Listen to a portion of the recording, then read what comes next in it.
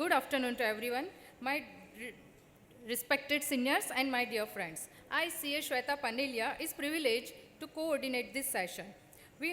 Today we have a very renowned speaker, our past president CA Atul Gupta sir, who himself is a subject expert in indirect taxation. Today's sir topic is valuation under GST.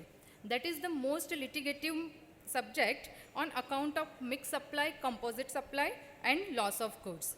And sir is known for his interactive session in Hindi along with covering practical aspects on the subject. I do remember during his tenure, Ministry of External Affairs recognized ICI Overseas Chapter at par with other bodies like SICCI and CII for document verification. I like to call upon a stage CA Hardik Shah, past chairman of Surat branch, CA Sailesh Lakhankia sir, MCM Surat branch, CA Rahul Agarwal, member of Surat branch, to escort our renowned and expert speaker CA Atul Gupta sir.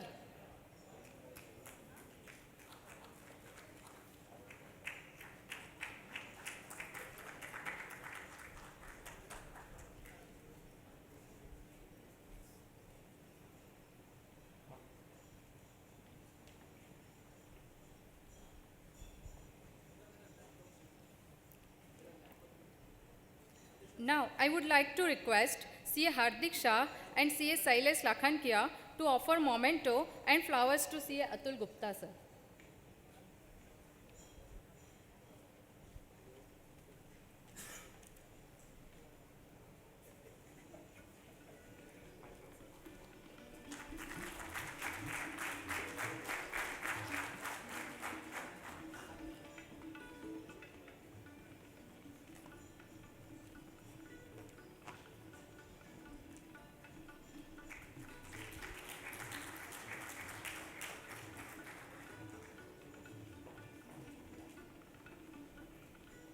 Moving further, requesting CA Sailesh Lakhankia to offer flowers to CA Hardik Shah.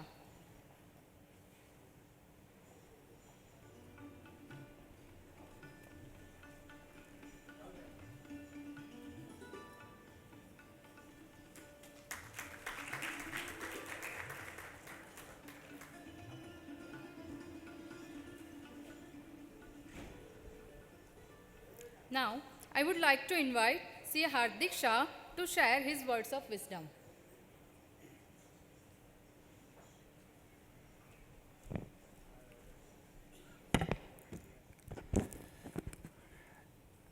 Chairman Surat branch, past President Atul Gupta and Speaker of the today's session, other managing committee members and office bearers, past chairman, and seniors in profession as well as my professional colleagues. Sorry MOC, I will not able to give my word of wisdom on GST because I think Atul Gupta sir will also get agree where there is GST there is no wisdom. जहाँ पे GST होता है वहाँ पे wisdom नहीं होता है, जहाँ पे wisdom होता है वहाँ पे GST नहीं होता है. Moving further into the session, every technical session has two components. One is speaker and another one is topic. First, let's talk about the speaker. Atul Gupta sir, तो थोड़ा उनके बारे में पुष्पा स्टाइल में मैं कहना चाहूँगा. He doesn't like GST, GST likes him. Because since introduction of concept of GST, Atul Gupta sir was there in the council to help the government to draft and to prepare the GST law. Thank you, sir, for your wonderful services. Now, moving towards this subject. Subject is Valuation under Goods and Service Tax Act. When initially GST was introduced, it was supposed to be good and simple tax. And later on, in the span of 5 years, we all seen that more than 1,000 amendment, notification, circular, clarification, office orders issued. And that made entire law a superb खिचड़ी. तो आज हम लोग ये देखना चाहेंगे कि valuation which is a very important aspect. Earlier, when there was excise, the excise was levied on transaction value. When there was VAT, VAT was levied on sales value. And when there was service tax, the service tax was levied on taxable value. Now, what about GST? आज being a chartered accountant हम लोग काफ़ी सारी चीज़ों को पता नहीं करते हैं. मैं आपको एक क्लासिक एग्जांपल देना चाहूँगा. Many of our chartered accountants might be going for statutory branch audit of banks or even for stock audits outside city, where you raise separate invoices for reimbursement of expenses. Are we charging GST on that? Whether that should be the forming part of your transaction value or not? That is a very good question. I think Atul Gupta sir will certainly throw light on that. Apart from that, suppose if we export our services, we are supposed to prepare our taxable invoices in respective currency, may it be dirham, may it be dollar, may it be pound. But how if the agreement is agree for payment is after 45 days, 60 days, and you are supposed to pay your GST and file your GSTR 1 and 3B return in the next month itself? What value should be shown in your GSTR 3B return, and how it will be reconciled when actual foreign currency remittance comes to your bank account? I think these all are the questions that we, I think, have from our learned speaker. I think GST के अंदर valuation इतना बड़ा problem नहीं रहा है. फिर भी कुछ टिपिकल सिचुएशंस ऐसी होती है जहाँ पे वैल्यूएशन बहुत ही इम्पोर्टेंट रोल प्ले करता है. और आज की तारीख के अंदर भी जो पहले के ज़माने में था, पहले के एरा में था कि जीएसटी से आने के पहले एक्साइज और सर्विस टैक्स के अंदर दो मुख्य लिटिगेशन के रीजंस हुआ करते थे. One classification and second one is transaction value, और यू कैन से वैल्यूएशन. आज की तारीख में भी जीएसटी के अंदर अभी एमओसी ने बहुत अच्छी तरह से बताया weather a service is a pure service, composite service involving more than 25% of material. Then after, whether it is a mixed supply, whether it is a composite supply. So this is the questions pertaining to classification. Same way valuation के अंदर क्या चीज़ add होनी चाहिए, क्या चीज़ deduct होनी चाहिए, discount कैसे बाद मिलता है, ये सब एस्पेक्ट भी आज बहुत ग्रे एरिया है. आई होप हमारे अतुल गुप्ता सर इसके ऊपर बहुत अच्छा अपना वक्तव्य देंगे. With this, I invite our learned speaker to the podium and give their address. Thank you. I like to call upon a stage CA Rahul Agarwal for formal introduction of CA Atul Gupta, sir.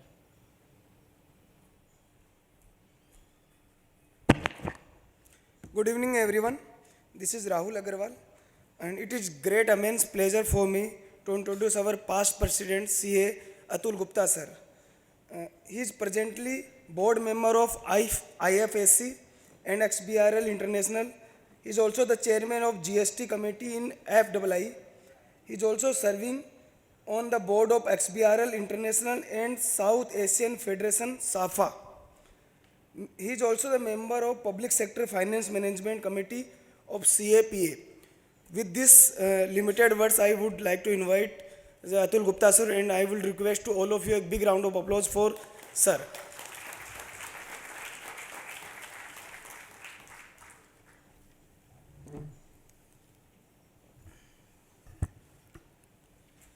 A very good evening, ladies and gentlemen.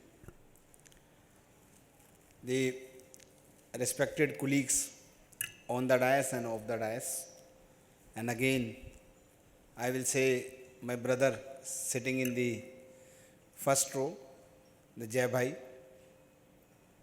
As I mentioned you in the morning also, that I am always getting inspiration from the Jai Bhai only for many things, and even the love and affection I see for Jai Bhai amongst all of you is really a source of encouragement for me as well for the times and on many occasions. Friends, वैसे तो हमारे chairman of the technical session साहब ने भी बोला कि जहाँ GST है वहाँ विजडम नहीं है, और जहाँ विजडम है वहाँ जीएसटी नहीं है. और फिर वो बाद में अपना विजडम भी दे ही गए। तो मैंने सोचा कि अब जीएसटी की तो ज़रूरत है नहीं क्योंकि विजडम आ गया। तो हम लोग जो है वो डिस्कस करते हैं। एक छोटा सा मैं दोबारे टाइमिंग्स, क्योंकि we have to complete at 4:30 and now it's 4:15, तो विजडम चला दे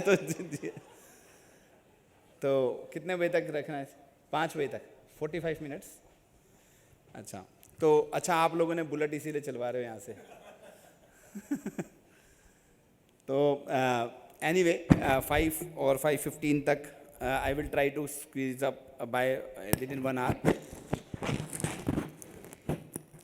फ्रेंड्स, शुरुआत वहीं से करूँगा जहाँ पर मॉर्निंग में जब आप लोगों का इनॉग्रल एड्रेस हो रहा था।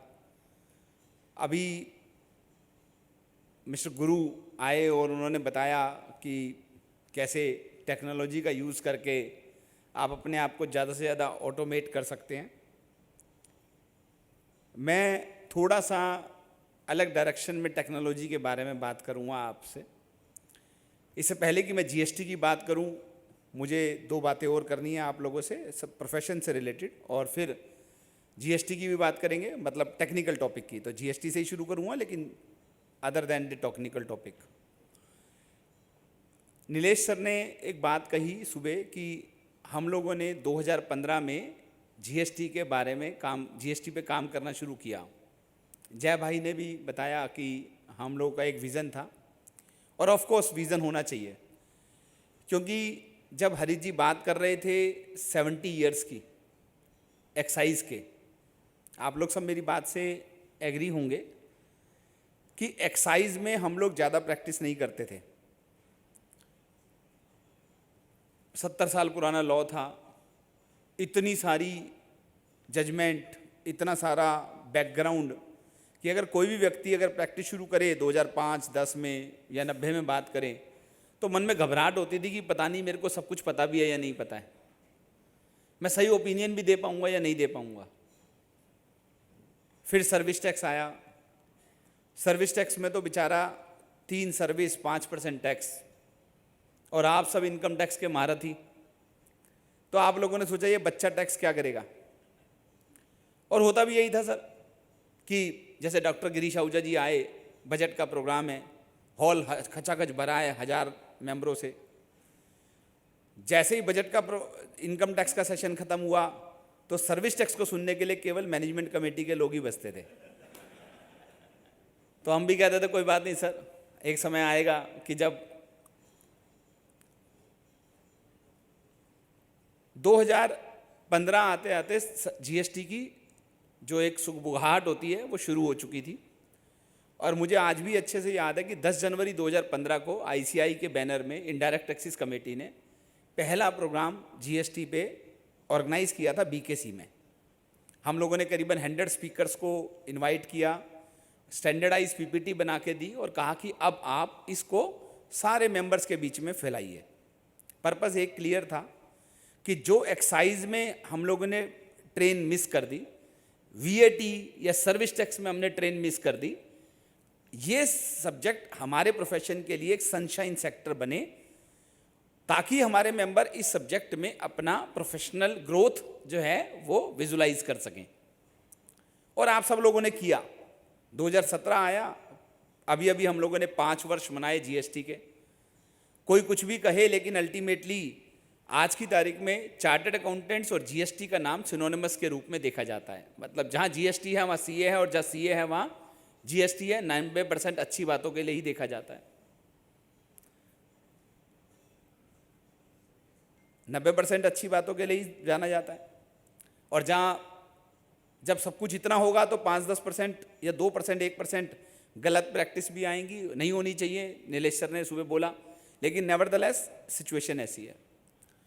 अब साहब 2017 में से लेकर आज तक, आज की तारीख में अगर हम ध्यान से दोबारा बोलूं तो चार्टर्ड अकाउंटेंट को सिनोनिमस के रूप में जाना जाता है।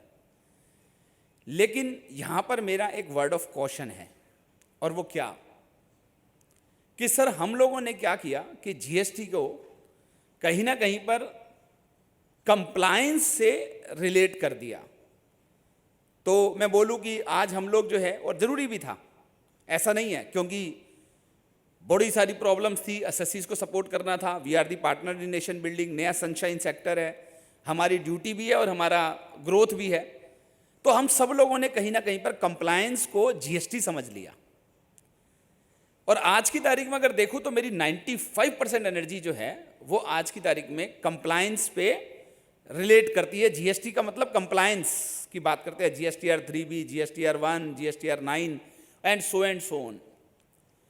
सर उसमें भी कोई दिक्कत नहीं है, लेकिन जो अब मैं बात बोलने जा रहा हूं वो 1 मिनट के लिए मेरे लिए चिंता की बात है, और एज ए पास्ट प्रेसिडेंट मैं बोल रहा हूं आप लोगों के सामने, सब्जेक्ट पे डील करता हूं इसलिए बोल रहा हूं कि आने वाला समय जो है वो है कि जब ए फॉर एप्पल नहीं होगा, ए फॉर आर्टिफिशियल इंटेलिजेंस होगी। सुबह बताया था सर। तो क्या होगा कि जो मेरी रूटीन एंड रिपीटेटिव थिंग्स हैं वो धीरे धीरे करके सिस्टम्स को आउटसोर्स होती चली जाएंगी। सर आपके यहाँ पे टोल प्लाजा होगा, आप लोग जब जाते होंगे सूरत से बाहर, पहले लाइनें लगती थी, टिकटिंग होती थी, बस सड़क अच्छी होने के बावजूद भी 10 मिनट टोल प्लाजा पे लग जाते थे, क्योंकि टिकटिंग सिस्टम था। आप लोगों ने सबने कहा ये क्या मजाक कर रखा है, तो टेक्नोलॉजी आई और फास्टैग लग गया, आपकी गाड़ी दौड़ती हुई निकल जाती है। पर वहाँ पर एक बच्चा था जिसको 15,000 रुपये सैलरी मिलती थी उस चीज़ के लिए। आप में से कितने लोगों ने सोचा कि उसका ब्रेड एंड बटर का चैलेंज हो जाएगा, फास्टैग नहीं चाहिए, टिकट ही होना चाहिए? आप में से कोई हाथ खड़ा करे कि जिसने कहा कि उसकी सैलरी, उसके घर में बच्चों का क्या होगा, दूध पी कैसे पिएंगे, उनकी एजुकेशन का क्या होगा? किसी ने नहीं सोचा ना। ऐसे ही डॉक्टर्स के यहाँ पे आज ऑपरेशंस कराने के लिए रोबोटिक्स ज़्यादा इंपॉर्टेंट है एज़ कम्पेयर टू हम डॉक्टर्स की बात करें। और ना जाने कितने ऐसे सेक्टर हैं जिनमें टेक्नोलॉजी ने टेक ओवर कर लिया रूटीन एंड रिपीटेटिव थिंग्स को। तो हमारा प्रोफेशन भी इम्यून नहीं है साहब। आप लोगों ने ई इनवॉइस का नाम सुना होगा, पहले 500 करोड़ था, फिर 100 करोड़, फिर 50, फिर 20, अब 10। क्या होता है सर ई इनवॉइस में? आप अपनी इनवॉइस जीएसटीएन को अपलोड करते हो, आपको आईआरएन नंबर और एक क्यूआर कोड आता है जिसको प्रिंट करके आप इनवॉइस इशू करते हो। इससे कुछ नहीं होता है सर। एक्चुअली में क्या होता है? एक्चुअली में आप अपना डेटा पहले ही जीएसटीएन को दे देते हो कि मेरी सेल ये है, और अगर कोई सिंगापुर जाए तो मैं बता दूं कि रिटर्न कैसे भरी जाती है। आपकी सारी सेल तो पहले से ही पता है। पता है या नहीं पता सारी सेल? आपने ही तो बताई ना मुझे। मुझसे आपको आईआरएन नंबर चाहिए था ना, आपने मुझे सारी सेल बता दी। परचेज तो मैं ही बताता हूं आपको, आप क्या बताते हो? 2A to B reconciliation. तो सर जो है आउटपुट लायबिलिटी 4 लाख है, इनपुट क्रेडिट 3,80,000 है। अगर एग्री करते हो तो 20,000 रुपए का ओटीपी आएगा। तो रिटर्न कैसे भरी जाएगी सर? ओटीपी से। आप एग्री नहीं करते हो तो ढूंढ लो 380 को 390 करना है, तो थोड़ा बहुत काम झगड़े का जो है वो क्या रह जाएगा? आईटीसी को चेक करने का और आईटीसी को 1 मिनट के लिए वैलिडेट करने का, पर अदरवाइज आपकी रिटर्न ओटीपी पे भर जाएगी। तो हम लोगों ने क्या किया साहब? 90% एनर्जी तो यही लगाई थी। Analysis, interpretation of the law, jurisprudence, litigations, इन पे तो हमने काम किया नहीं। और हम लोगों ने किस पे काम किया? हमने किया कंप्लायंस पे, वो आउटसोर्स हो गया। तो सर अगले 5 साल बाद हम ये ना बोलें now it is not our cup of T, क्योंकि आगे तो लिटिगेशन ही है। अभी हमारे को भाई ने बोला क्या कि 70 साल में जीएसटी में एक्साइज में झगड़ा किस चीज का था? झगड़ा एक्साइज में क्लासिफिकेशन का था। ये एचएसएन कोड लगेगा या दूसरा एचएसएन कोड लगेगा? सर टेमरिंड के बारे में सुना? टेमरिंड इमली कहाँ होती है सर? केरल साइड में होती है। तो जो गीली इमली होती है ना उसके ऊपर 0% टैक्स होता है, और जो सूखी इमली होती है उसके ऊपर 5% टैक्स होता है। जब केरल से चलती है तो गीली होती है, जब दिल्ली पहुंचती है तो सूख जाती है। आपको पता है सर? तो झगड़ा यहां है सर। अब सर देखो सर, मैंने ऐसी बात बोली, आपको हंसा, अच्छा लगा, लेकिन जब क्लाइंट के पास 5 करोड़ का शोकॉज नोटिस आता है ना सर इस चीज का,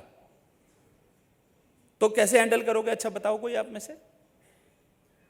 में से बताइए सर, कैसे हैंडल करेंगे आप? है कोई आंसर? नहीं ना सर। आपको पता है सर, जो इमली सूखी हुई दिखती है उसके अंदर भी एक मॉइस्चर का लेवल होता है, और उस मॉइस्चर के लेवल को मापने के लिए लेबोरेटरीज होती हैं, जो कि यहां पर नहीं। एक टर्की के अंदर जो है वो एक जजमेंट आया था वहां के सुप्रीम कोर्ट का, जिसमें बताया गया कि उस लेवल से ज्यादा अगर मॉइस्चर होता है तो वो फिर भी मॉइस्चर वाली इमली मानी जाएगी, जिसपे 0% रेट रहेगा। ये कहां से मिला सर? ये मिला जूरिस्प्रूडेंस से। तो अगर हम लोग लिटिगेशंस को हैंडल करना नहीं सीखेंगे तो कहां जाएगी लिटिगेशन? जहां पहले जा रही थी, है या नहीं है साहब? मैं नाम नहीं लेना चाहता, जहां पहले जा रही थी, क्योंकि कंप्लायंस हमने सिस्टम चला जाए ले जाएगा, लिटिगेशन वो लोग ले जाएंगे, तो अल्टीमेटली हम क्या करेंगे?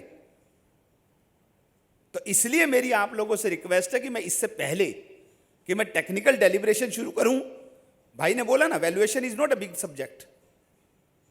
ब्रांच ने बोला पिछली बार आईटीसी पढ़ लिया था, हम सबको आ गया, तो मेरे को बोले दूसरा टॉपिक पे बोलो। मैंने कहा दूसरा टॉपिक पे बोल देते हैं इस बार, मैं जो आप बोले तो बोले वैल्यूएशन पे बोलो। मैंने कहा वैल्यूएशन पे बोल देता हूं साहब, आपको तो आईटीसी तो आ ही गया है, आ गया ना, तो इसलिए जो है वो वैल्यूएशन बोल देंगे, तो वैल्यूएशन पे बोल दूंगा सर। लेकिन इंपॉर्टेंट बात क्या है, इससे पहले कि मैं शुरू करूं और अपना जो है वो टेक्निकल टॉपिक शुरू करूं, मेरी बात को सब लोग नोट कर लीजिएगा एज ए ब्रदर। आप लोग कल से वो जो ओथ ली हुई है ना सर, क्या ओथ ली हुई है? किताब को हाथ नहीं लगाएंगे। कल से सर आप लोग जो है प्लीज रोज के 2 4 5 जजमेंट पढ़ना शुरू कीजिए। मैं आपको बताता हूं सर, अगले 5 से 10 साल फुल ऑफ लिटिगेशंस हैं, क्योंकि अभी तक तो क्या था, हनीमून पीरियड था, नया नया लॉ है ना, आपको ज्यादा पता ना उनको ज्यादा पता ना उनको ज्यादा पता, फेक इनवॉइस के सब मामले चल रहे थे।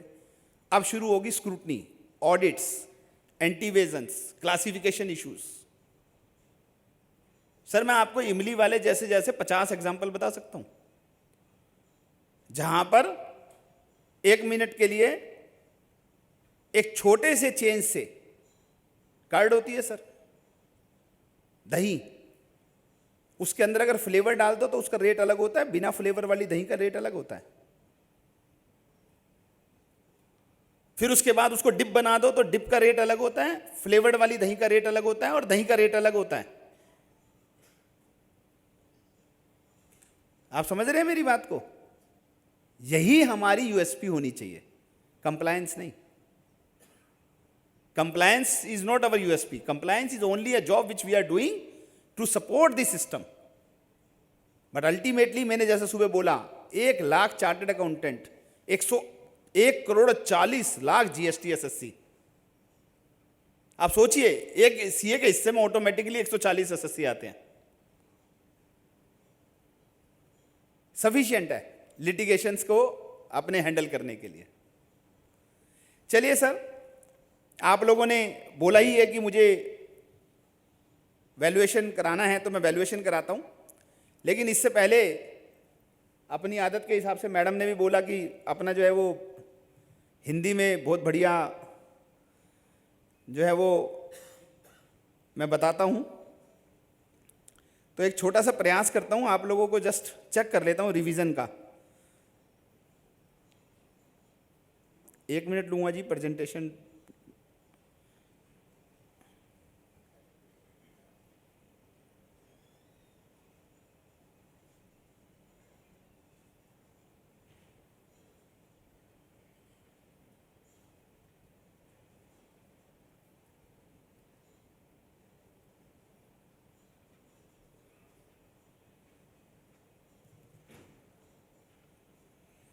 सर प्रेजेंटेशन तो वापस आईटीसी की खुल गई।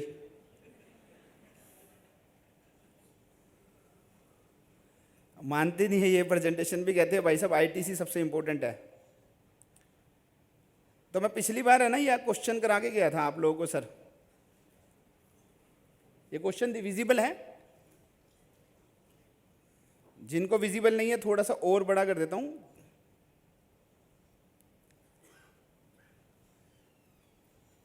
अरुण जी विजिबल है? नहीं इधर से नहीं, इधर से दोनों जगह से विजिबल है? पीछे तक विजिबल है क्वेश्चन? सर मैं वैल्यूएशन पे आऊंगा सिर्फ इस क्वेश्चन के 3 से 4 मिनट के बाद। आप लोगों को जैसे मैंने बोला कि हमें ओथ तोड़नी है कि पढ़ाई करनी है, तो मैंने पिछली बार भी आप लोगों से ये क्वेश्चन पूछा था कि तो हमारे क्या है कि हरित भाई की टर्नओवर जो है वो 1 करोड़ है। सॉरी हरित भाई कम बताइए जानबूझ के।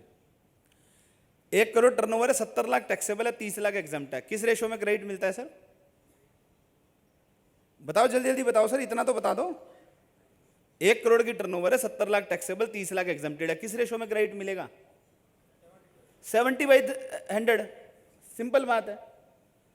अब क्या है कि इन भाई साहब जो है ये मिस्टर एक्स हैं, इनका थोड़ा टिपिकल बिजनेस है, मल्टीपल बिजनेस करते हैं, एडवोकेट भी हैं, मैनेजमेंट कंसल्टेंसी भी देते हैं, ठीक है साहब, और जो है वो दूसरे काम भी हैं। तो वो कह रहे हैं कि भाई साहब मेरा रेशो बता दो कि इस रेशो में मुझे क्रेडिट मिलेगा।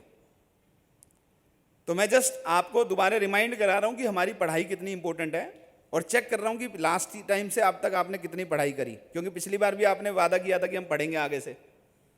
आया था ना, मैं 6-8 महीने पहले की बात है, और आईटीसी पे ही बोल के गया था, यही टॉपिक था, क्वेश्चन भी सेम था, बदला भी नहीं है। आंसर किसी को याद हो तो आप लोगों ने बताना है सर कि इसमें कितना क्रेडिट किस रेशो में मिलेगा। कोई बताना चाहेगा किस रेशो में क्रेडिट मिलेगा? फिर वैल्यूएशन पे चल रहा हूं सर तुरंत। आपका आंसर आया वैल्यूएशन शिफ्ट।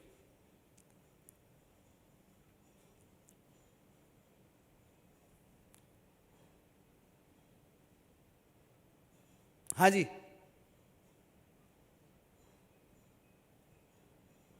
ये मैं जानबूझ के क्वेश्चन लिया है सर मैंने, ऐसा नहीं है कि कोई मैं आईटीसी पढ़ाना चाहता हूं। मैं आपको अमेंडमेंट बता रहा हूं कि अमेंडमेंट आई है एक, क्योंकि अभी तक तो आप लोग T1, T2, T3, T4 जब मैं बात करता था तो बोलते थे पता नहीं अतुल कहां से आया है, ये भी कोई होता है। तो अभी तो आपको बता दूं अमेंडमेंट साथ साथ जब तक आप क्वेश्चन कर रहे हो। अब आपको जीएसटीआर 3B में अमेंडमेंट आ गई है कि आपको T1, T2, T3 और T4 की वैल्यू डालनी है। तो इसलिए अब वो सेशन जो किया था वो रेलेवेंट हो गया है। पहले तो वो आपके लिए लग्जरी था, इंपॉर्टेंट तो तब भी था, डिक्लेयर तब भी करना था, लेकिन हम नहीं कर रहे थे। अब वो नेसेसिटी बनवा दिया सर, क्योंकि आप लोग मान नहीं रहे थे। तो इसलिए अब 3B के अंदर अपने को T1, T2, T3, T4 की वैल्यू डालनी है। T1 माने नॉन बिजनेस, T2 माने एग्जम्प्टेड से रिलेट करता है, T3 ब्लॉक क्रेडिट, T4 जो एक्सक्लूसिवली टैक्सेबल का है। तो आपको T1, T2, T3 की वैल्यू प्लस D1 और D2 की वैल्यू, D1 मतलब proportionate value from the common expenditure related to exempted and for personal, वो पांचों वैल्यूज डाल के आपको 3B में दिखानी है कि ये मेरा डिसअलाउड क्रेडिट है। तो 2 कॉलम आए हैं ना, 3B, A और B। आपको याद होगा, शायद आप लोगों ने 3B का सेशन कर लिया होगा। तो ये वो T1, T2 को कैलकुलेट करने की कवायद है सर, कि कैसे निकालेंगे आप उसको। बताइए सर क्या रेशो आया, टैक्सेबल और एग्जम्प्टेड का क्या रेशो आया? आंसर दीजिए सर, इतने सारे लोग हैं, आप 500-600 मेंबर बैठे हैं।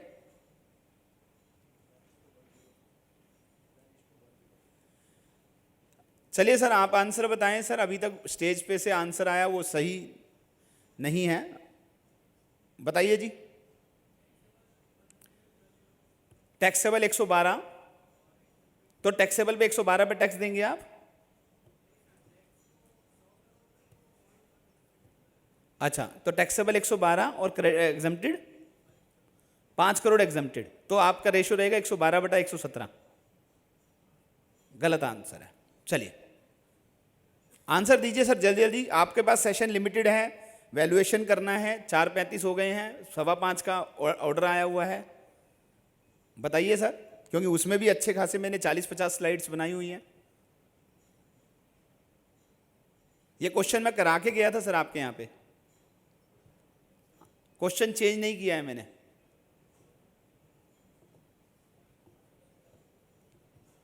मैं सिर्फ आपको बताने आया हूं सर, रिटर्न भरने से कुछ भी नहीं होगा। आप मेरी बात हो सकता है कि कुछ मेंबर्स को बुरी लगे, लेकिन रिटर्न भरने से कुछ नहीं होगा सर। सेम क्वेश्चन रिपीट कर रहा हूं 6 महीने बाद उसी लोकेशन पे उन्हीं मेंबर्स के बीच में बिना कोई फिगर चेंज किए हुए। 7/12 आंसर गलत है भाई साहब, 7/17 भी गलत है सर, 5/15 भी गलत है जी। हाँ जी बताओ बताओ, कोई बात नहीं, क्या दिक्कत है? 5/12 भी गलत है जी।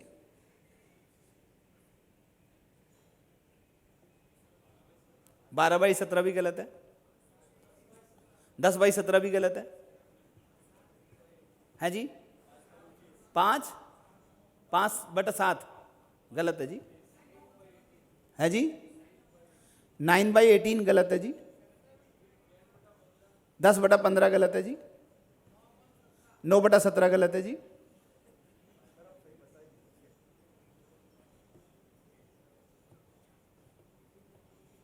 हाँ जी,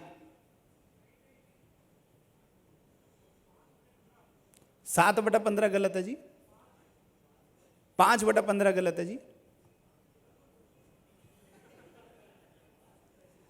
है जी। 5/117 शायद ऐसा बोला किसी ने, गलत है जी।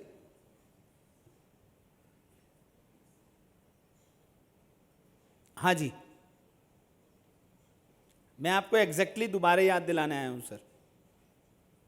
सेम क्वेश्चन, सेम लोकेशन, 6 महीने बाद बिना कुछ चेंज किए। This is exactly we need the introspection. हम कैसे रेलेवेंट बने रहेंगे वैल्यू सिस्टम में, यही अपने आप को सोचना है सर। 18% वाली सप्लाई टैक्सेबल है, 0% वाली नील रेटेड, और नील रेटेड के लिए पता है आपको क्रेडिट नहीं मिलता है। 0, 5, 12, 18, 28 0% वाली के लिए क्रेडिट नहीं मिलता है, नील रेटेड होती है। तो 0 रेटेड और नील रेटेड में फर्क होता है। नील रेटेड कोई क्रेडिट नहीं, 0 रेटेड एक्सपोर्ट्स क्रेडिट मिलता है, क्या रिफंड भी मिलता है। तो नील रेटेड एग्जम्प्ट मानी जाएगी, पहली टैक्सेबल, दूसरी एग्जम्प्ट, तीसरी टैक्सेबल, चौथी एग्जम्प्ट है ही है। झगड़ा कहाँ होना चाहिए था? 5, 6, 7 में, है या नहीं है साहब? ओ, ये तो पहली बार देख रहे हैं। ऐसा है क्या, पहली बार देख रहे हो क्या? आपके क्लाइंट के यहाँ पे कोई शेयर्स की डील नहीं होती है? क्लाइंट नहीं करता क्या भाई साहब आपके यहाँ पे सेल परचेज ऑफ शेयर्स? होती है ना। फिर यहां पर अतुल लिख रहा है तो इसका मतलब क्या हुआ? कुछ तो गड़बड़ है, हमारे रेशियोज गलत हो रहे हैं।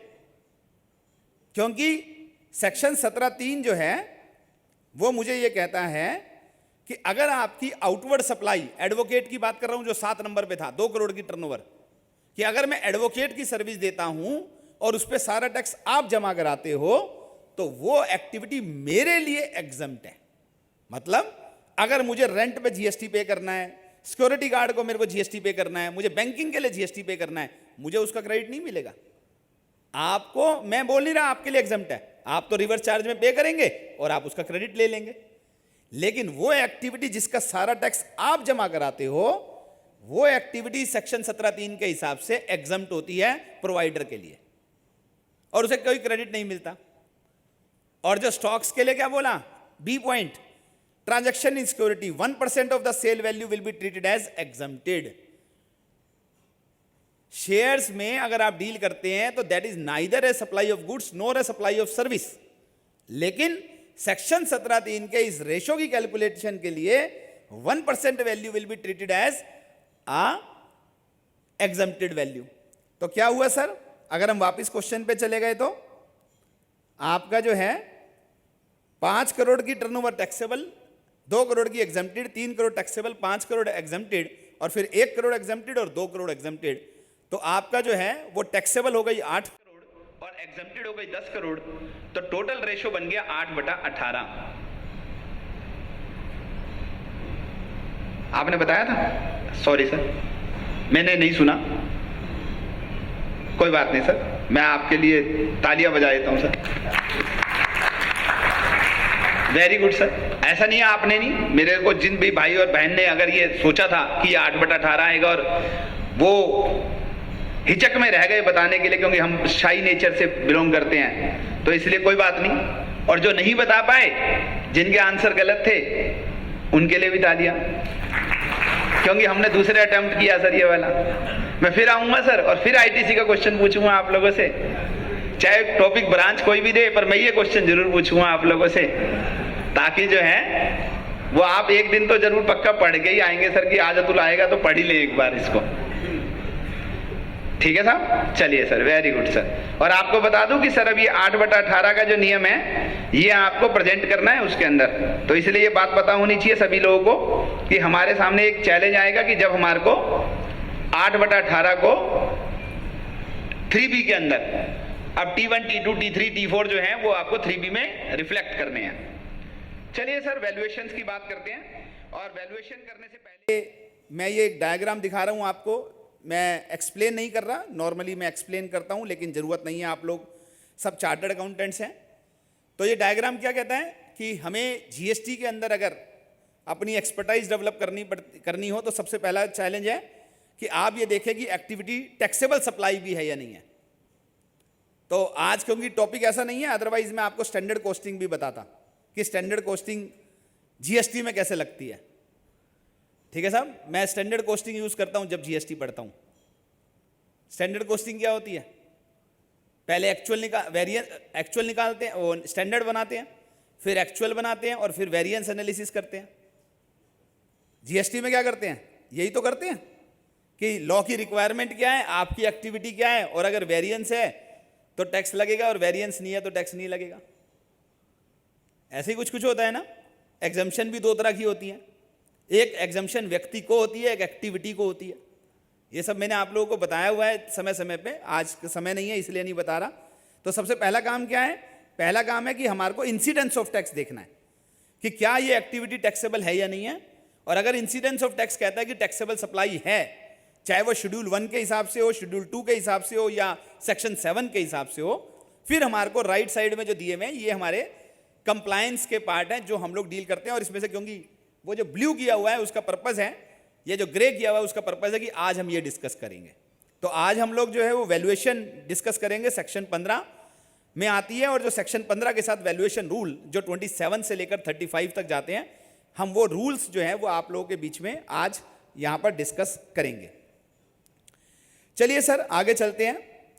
और सबसे पहले जो है वो ये स्लाइड आपको उतना विजिबल नहीं होगा, मैं बता देता हूं क्या कहना चाह रहा है, और इसको दोबारा मैं 2-3 बार अलग अलग तरीके से बोलूंगा। वो क्या कि हमारे को वैल्यूएशन रूल के अंदर एक फंडामेंटल प्रिंसिपल है। हर भाई ने बिल्कुल ठीक कहा, इट्स क्वाइट सिंपलर प्रोसेस। और उन्होंने कहा कि अगर कोई भी आप सप्लाई करते हो गुड्स या सर्विस की, और जिसके अंदर जो है वो सप्लायर और रिसिपिएंट अनरिलेटेड पार्टी है, तो पहला टेस्ट क्या है? अनरिलेटेड। रिलेटेड पार्टी देखना है कि वो रिलेटेड पार्टी तो नहीं है। ठीक है साहब। और दूसरा क्या प्रिंसिपल है कि price is the sole consideration. तो अगर ऐसा है कि मैं एक सामान जो है वो हमारे जो है वो अरुण जी को मैं कोई सामान बेच रहा हूं और उसके अंदर हम दोनों आपस में रिलेटेड नहीं है, और जो प्राइस मैंने इनसे चार्ज किया वही सोल कंसिडरेशन है, मतलब ये मुझे कोई बायबैक ऑफर नहीं दे रहे हैं, कोई बार्टर सिस्टम नहीं है, ये मुझे कुछ काइंड में सप्लाई नहीं कर रहे हैं, और हम दोनों रिलेटेड भी नहीं है, तो उस केस में जो भी प्राइस हम तय करेंगे आपस में, ऐसा नहीं है कोई जरूरी कि आप बोले कि भाई साहब हरीश जी को आपने इतने में बेचा और इनको इतने में बेचा तो 1 मिनट के लिए इसकी वैल्यू ये होगी। अगर मैंने यही पानी की बोतल आपको 10 रुपए में बेची साहब, और यही पानी की बोतल अगर मैं इनको 9 रुपए में बेचता हूं, तो वैल्यूएशन 10 रुपए नहीं हो सकती इनके लिए, बशर्ते हम दोनों रिलेटेड नहीं है।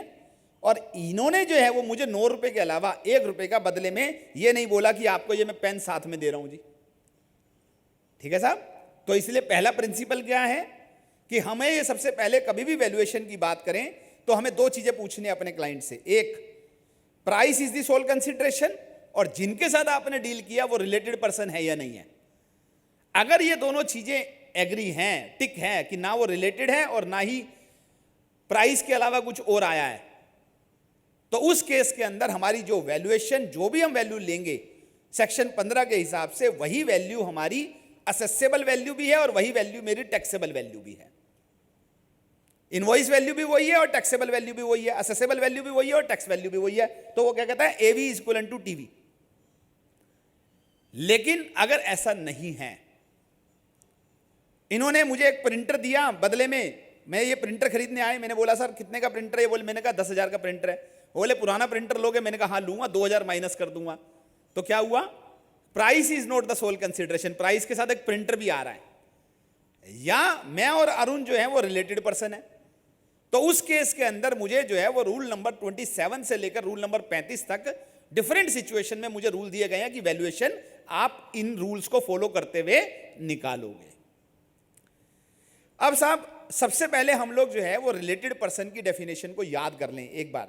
आप लोगों ने सब पढ़ा हुआ होता है, लेकिन जैसा कि हम लोगों ने अभी अभी देखा उस एग्जाम्पल में कि हम लोग जो है वो 1 मिनट के लिए, क्योंकि किताब खोलना काफी समय से भूल गए, तो इसलिए जो है वो वापस याद दिला रहा हूं कि सर रिलेटेड पर्सन की डेफिनेशन भी दी गई है सेक्शन 15 में। अब मेरी बात का बुरा बुरा मत मानिएगा जी, मैं ऐसे बोलता रहता हूं जी, ऐसे ही बोलता रहता हूं, ऐसे सोच लीजिएगा। हाँ, पर किताब खोल लीजिएगा। तो इसलिए जो है सेक्शन 15 में मुझे रिलेटेड पर्सन की डेफिनेशन दी गई है। उन्होंने बोला, मैं पूरा पढ़ने की बजाय आपके सामने है कि या तो वो ऑफिसर और डायरेक्टर हैं एक दूसरे के बिजनेस में, रिकॉग्नाइज्ड पार्टनर्स हैं पार्टनरशिप फर्म के अंदर, एम्प्लॉयर एम्प्लॉय रिलेशनशिप है, मैं आपकी कंपनी में 25% से ज़्यादा कंट्रोल करता हूं या आप मेरी कंपनी में 25% से ज़्यादा कंट्रोल करते हैं, हम एक दूसरे को डायरेक्टली इनडायरेक्टली कंट्रोल करते हैं, या कोई तीसरा आदमी हम दोनों को कंट्रोल करता है, ठीक है साहब, या फिर हम member of the same family हैं, या मैं सोल सेलिंग एजेंट हूं। ये सारे के सारे उन्होंने हमारे को रिलेटेड पर्सन बताए। तो मेरी एक और रिक्वेस्ट है आप लोगों से, एट टाइम्स आपके पास क्लाइंट आए तो आप ये जरूर चेक कर लिया कीजिए कि जो भी इसकी ट्रांजैक्शन हो रही है GSTR 1 में जो हम रिटर्न रिपोर्ट कर रहे हैं, ये कोई भी ट्रांजैक्शन उसकी रिलेटेड पार्टी से तो नहीं हो रही है। क्योंकि हो सकता है कि हमारी एक होल्डिंग कंपनी सेम हो और दोनों हम सब्सिडरीज हैं और दोनों आपस में डील कर रहे हैं, दोनों की एक दूसरे में होल्डिंग नहीं है, लेकिन होल्डिंग कंपनी हमारी एक ही है। So that is also a related person. Sole selling agent is a related person. तो उस केस में वैल्यूएशन के प्रिंसिपल बदल जाते हैं, इसलिए ये जरूर चेक कर लेना चाहिए कि whether that person, the transaction between A and B is between the related person और नॉट। एनीवे, क्या कहता है सर, अगर ट्रांजैक्शन रिलेटेड पर्सन नहीं है तो जैसे मैंने बोला कि ट्रांजैक्शन वैल्यू ही आपकी जो है वो असेसेबल वैल्यू है। तो जो ट्रांजैक्शन वैल्यू है वही असेसेबल वैल्यू है, यानी कि उसी के ऊपर आपको टैक्स लगेगा। तो transaction value, accessible value, taxable value, ये सब जो है वो अपने आप में सिनोनिमस बन गई, क्योंकि आपका रिलेटेड पर्सन नहीं है। तो ट्रांजैक्शन वैल्यू ही आपकी असेसेबल वैल्यू आपकी हो जाती है। तो प्राइस एक्चुअली पेड और payable is the value on which GST will be there. और जैसा कि मैंने बोला कि आपको जो है price is the sole consideration, and मैंने ये दूसरी बात बोली, रिसिपिएंट आर नॉट रिलेटेड। ये सिमिलर प्रोविजन आपको मैं बता दूं कि section 14 of the custom act के अंदर भी हुआ करता है, और साथ में जो है वो पहले सेक्शन 4 था सेंट्रल एक्साइज का, उसमें भी ये सिमिलर प्रोविजन अवेलेबल था। तो अगर मेरी एक रिक्वेस्ट है आप लोगों से, मेरी बात को ध्यान से सुनिएगा, मैंने ये क्यों लिखा, वो इसलिए लिखा कि अगर कभी अरुण जी आपके सामने चैलेंज आए कि वो बोले कि नहीं भाई साहब आप दोनों तो रिलेटेड पर्सन हो। पहले होता था ना, आपको याद होगा कि 1.5 करोड़ की थ्रेशोल्ड होती थी एक्साइज में, 1.25 करोड़ की 2 एंटिटीज होती थी, बाद में उनको क्लब करके कहा जाता था कि आप तो रिलेटेड पर्सन हो, और आपकी टर्नओवर 1.5 करोड़ से ऊपर मानी जाएगी और आप पे GST एक्साइज ड्यूटी लगेगी। तो उन्होंने हमारे को रिलेटेड पर्सन को सेंट्रल एक्साइज के अंदर हजारों जजमेंट के अंदर डिफाइन किया हुआ है। तो आप लोग, क्योंकि जैसे ही आपके पास कोई केस आए, आप GST में केस आया भाई साहब आपके पास आया कि भाई वो कह रहा है, डिपार्टमेंट कह रहा है नहीं जी मैं तो ये मानूंगा आप रिलेटेड पर्सन हो, तो आपके पास जूरिस्प्रूडेंस कहां से आएगी? एक्साइज GST तो नया लॉ है। तो आपको section 4 of the central excise से रिलेटेड जितने भी जजमेंट हैं, वो हजारों जजमेंट पढ़ के आप जूरिस्प्रूडेंस क्रिएट कर सकते हो कि यस, क्या मेरे केस में, GST के केस में वो रिलेटेड पर्सन में आएगा या नहीं आएगा। आप समझे मेरा पर्पस आपको ये देने का, otherwise I can easily skip. मुझे क्या करना है, मैं तो वो पढ़ा रहा हूं जो 1 मिनट के लिए लॉ में लिखा हुआ है। The purpose to mention the section 4 is specifically कि जूरिस्प्रूडेंस आपको कहां से उठानी है। तो आज अगर मेरे पास कोई केस आता तो मैं क्या करता हूं, मैं अपने ऑफिस के बच्चों को बोलता हूं section 4 of the central excise पढ़ो और उससे रिलेटेड जजमेंट उठाओ, और उसके बाद 1 मिनट के लिए अपील ड्राफ्ट करो whether the person are really related person और नॉट। चलिए सर आगे चलते हैं। और जैसा कि बड़े सिंपल तरीके से मैंने सामने लिखा, ए ने एक गुड्स सप्लाई करी बी को, A and B are not related, price is the sole consideration, तो वैल्यू कितनी हो जाएगी? 1000 रुपये हो जाएगी। दोबारा मैंने एक्सप्लेन कर दिया आपको कि जो टैक्सेबल सप्लाई है वैल्यू, वही हमारी ट्रांजैक्शन वैल्यू है। 1000 रुपये के ऊपर ही जीएसटी चार्ज करेंगे, जो भी रेट एप्लीकेबल होगा। अब सब यहां पर जो है वो अगली जो इंपॉर्टेंट बात है वो है हमारा कि अगर मान लीजिए सपोज कीजिए कि मैं 1000 रुपये का, मैंने अरुण जी को एक सामान बेचा 1000 रुपये का, अब उस 1000 रुपये के अंदर मुझे लॉ में बताया गया है कि आपको 9 तरह की चीजें हैं जो जोड़नी है। इस 1000 रुपये में 9 तरह की वैल्यू है या 10 तरह की वैल्यू है जो आपकी part of the transaction value मानी जाती है। अगेन आप लोगों के लिए हम लोग इसको पहले से देखते आ रहे हैं, पर फिर भी मेरा काम है आपको रिवाइज कराना। तो मैं आपको वो 10 चीजें बता रहा हूं कि कौन कौन सी ऐसी 10 चीजें हैं जो आपको ट्रांजैक्शन वैल्यू में ऐड करनी होती है। पहली, सब्सिडीज। अगर मान लीजिए आगे एग्जांपल आएगा, लेकिन मैं अभी क्योंकि आदत के हिसाब से मैं आपको यहीं पर एक्सप्लेन कर रहा हूं, फिर इलस्ट्रेशन के माध्यम से अगर जरूरत पड़ेगी तो उसको दोबारा रिवाइज कर लेंगे। सब्सिडी, यहां पर प्रोग्राम हो रहा है सूरत ब्रांच का। सूरत ब्रांच ने फीस रखी 1000 रुपये, जो भी अटेंड करेगा सेमिनार उसको 1000 रुपये लगेंगे। और भाई साहब हरित भाई साहब ने कह दिया कि ना ना साहब जरूरत नहीं है, जो भी मेंबर है इसमें अटेंड करेगा 300 रुपये उसके मैं दूंगा। आपने बोला ही था, आपने हाँ भी भरा अभी। अरे आपने अभी तो अभी बोला हाँ हाँ।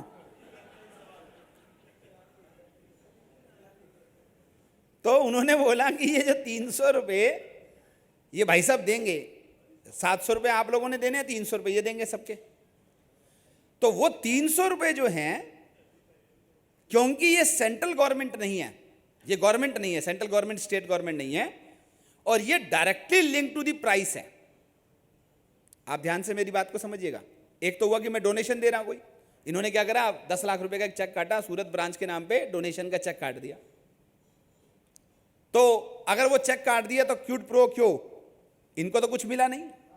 इन्होंने तो क्या करा, इन्होंने तो एक लव एंड अफेक्शन के अंदर 10 लाख रुपए का चेक काट दिया। तो सप्लाई की डेफिनेशन क्या कहती है? सप्लाई की डेफिनेशन कहती है sale, purchase, sale, barter, exchange, disposal of any goods or service for a consideration in the course or furtherance of business is a supply. मतलब मैं आपको सर्विस दे रहा हूं कंसिडरेशन के बदले में, आप मुझे कंसिडरेशन दे रहे हो। तो क्या हुआ, क्यूट प्रो क्यों, मैंने आपको कुछ दिया, आपने मुझे कुछ दिया। अब हरित भाई ने तो 10 लाख रुपए का चेक काट दिया, और 10 लाख रुपए का चेक काट दिया तो वो तो डोनेशन है, और डोनेशन के केस में इनको बदले में कोई एवज में कोई सर्विस नहीं मिली, तो इसलिए ये एक्टिविटी सप्लाई नहीं है। लेकिन अगर इन्होंने ये बोला कि मेरे को 1000 रुपए की फीस है और 300 रुपए मैं आपको देता हूं आपके बिहाफ पे, तो ये क्या है कि मेरी directly link to the price है। 1000 रुपए में से 300 रुपए ये दे रहे हैं, और ये अगर सेंट्रल और स्टेट गवर्नमेंट नहीं है तो इस 300 रुपए के ऊपर भी टैक्स लगेगा। अपनी जो सूरत ब्रांच है इसकी ट्रांजैक्शन वैल्यू 700 रुपए हो सकती है, लेकिन जीएसटी जो है वो 1000 रुपए के ऊपर ही एप्लीकेबल होगा। तो पहला क्या है, subsidy not provided by the central and state government directly link to the price. जो दूसरी चीज है, आप लोगों ने देखा होगा पैनल इंटरेस्ट सरचार्ज। अगर मान लीजिए अतुल गुप्ता ने कोई बिल रेज किया 10,000 रुपए का, और अगर आपने उसको पेमेंट नहीं करी और मैंने उसके ऊपर 500 रुपए ब्याज लगा दिया, तो मेरी टैक्सेबल वैल्यू जो है वो 10,500 रुपए रहेगी, और उसके ऊपर 500 रुपए के ऊपर जो है वो जीएसटी एप्लीकेबल होगा। Whenever I will get that money, subject to time of supply की बात है, पर वैल्यू विल बी 10,500 रुपया। जो तीसरी चीज है वो है पोस्ट सप्लाई डिस्काउंट। बड़ा टिपिकल सब्जेक्ट है। मेरा ये मानना है कि सबसे ज्यादा क्वेश्चन अगर आप लोगों के हैं तो इसके ऊपर होने चाहिए, क्योंकि डिस्काउंट जो है वो 2 तरह के हैं। एक डिस्काउंट है जो प्राइमा फेसी है, जैसे मैंने बोला कि आपको 1 लाख रुपए की ट्रांजैक्शन है, अगर आप कैश में दे जाओगे तो अभी 90,000 रुपये होगा जी प्राइस। तो क्या हुआ, ये आपका प्री सेल डिस्काउंट हुआ। दूसरा डिस्काउंट क्या होता है, वो पोस्ट सेल होता है, लेकिन वो पहले से एग्रीड होता है। जैसे एग्जांपल की बात करें कि आपने बोला कि भाई साहब मैं एक लैपटॉप लेता हूं आपसे, मैंने बोला 1 लाख का है, बोले 100 लूं, तो मैंने कहा आपका एग्रीमेंट तय हो गया, आप जिस दिन 100वां लैपटॉप उठाएंगे मैं आपको 5% एक्स्ट्रा डिस्काउंट दूंगा। तो क्या ये ये मेरा पहले से इंटीमेटेड इन्फॉर्म्ड जो है वो एग्रीमेंट है मेरा कि मुझे 5% एक्स्ट्रा डिस्काउंट देना है। तो it's not a post supply discount, it's again a pre supply agreed discount. ये भी मेरे 1 मिनट के लिए जो है वो इस पर जीएसटी नहीं लगेगा जब मैं बाद में वो डिस्काउंट दूंगा, क्रेडिट नोट इशू करूंगा।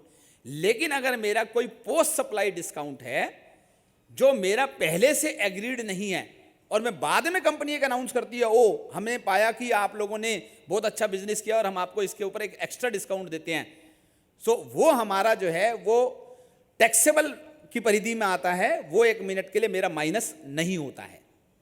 तो क्या कह रहा हूं मैं आपको कि अगर आप कोई पोस्ट सप्लाई डिस्काउंट देते हैं तो that is the part of the value, उसको डिडक्ट आप जो है माइनस नहीं कर सकते हैं, that is the part of the transaction value. Repeat करने की जरूरत है मैं क्या कह रहा हूं? अगर मैंने आपको एक 10,000 का सामान बेचा, 500 रुपये डिस्काउंट करके दे रहा हूं तो 9,500 पे जीएसटी लगेगा। मेरा पहले से एग्रीड एग्रीमेंट है कि मैं आपको 6 महीने बाद डिस्काउंट दूंगा तो भी मेरा 500 माइनस होकर 9,500 पे टैक्स लगेगा। लेकिन अगर मैंने डिस्काउंट आपको पोस्ट फैक्टो दिया जो मेरा पहले से एग्रीड भी नहीं है, तो वो डिस्काउंट दो या ना दो, ट्रांजैक्शन वैल्यू 10,000 ही रहेगी, उसको माइनस करने का राइट मेरे पास नहीं होता, वो मेरी part of the taxable value होता है। जो तीसरी के बाद चौथी चीज है वो है हमारा इंसिडेंटल एक्सपेंसेस। जैसे मान लीजिए मैंने कोई पैकिंग चार्जेस लिए तो वो मेरा जीएसटी की वैल्यू के पर्पस के लिए इंक्लूड रहता है। पांचवी बात जो हमारे को हरित भाई ने कही वो है रिम्बर्समेंट। आपको याद है इन्होंने क्वेश्चन रेज किया था, मैं बैंक ऑडिट करने गया और बैंक ऑडिट करते वक्त मैंने जो है वो आउट ऑफ पॉकेट एक्सपेंसेस इनकर किए, मैंने जो है वो ट्रैवलिंग एक्सपेंसेस इनकर किया, मैंने होटल में स्टे किया, तो क्या मेरा उस पर जीएसटी लगेगा या नहीं लगेगा? हाँ जी, मैंने 2 लाख रुपए का बैंक ऑडिट का फीस है, 10,000 रुपए का मेरा स्टे चार्जेस है, एज इट इज 10,000 मैंने होटल वाले को दिए और 10,000 रुपए मैं बैंक से लेना चाहता हूं, कोई उसके ऊपर मार्कअप ऐड नहीं किया। क्या 10,000 रुपए के ऊपर जीएसटी लगेगा या नहीं लगेगा साहब? नहीं लगेगा। अभी भी हम बोल रहे हैं, आप समझ रहे हैं मेरी बात को?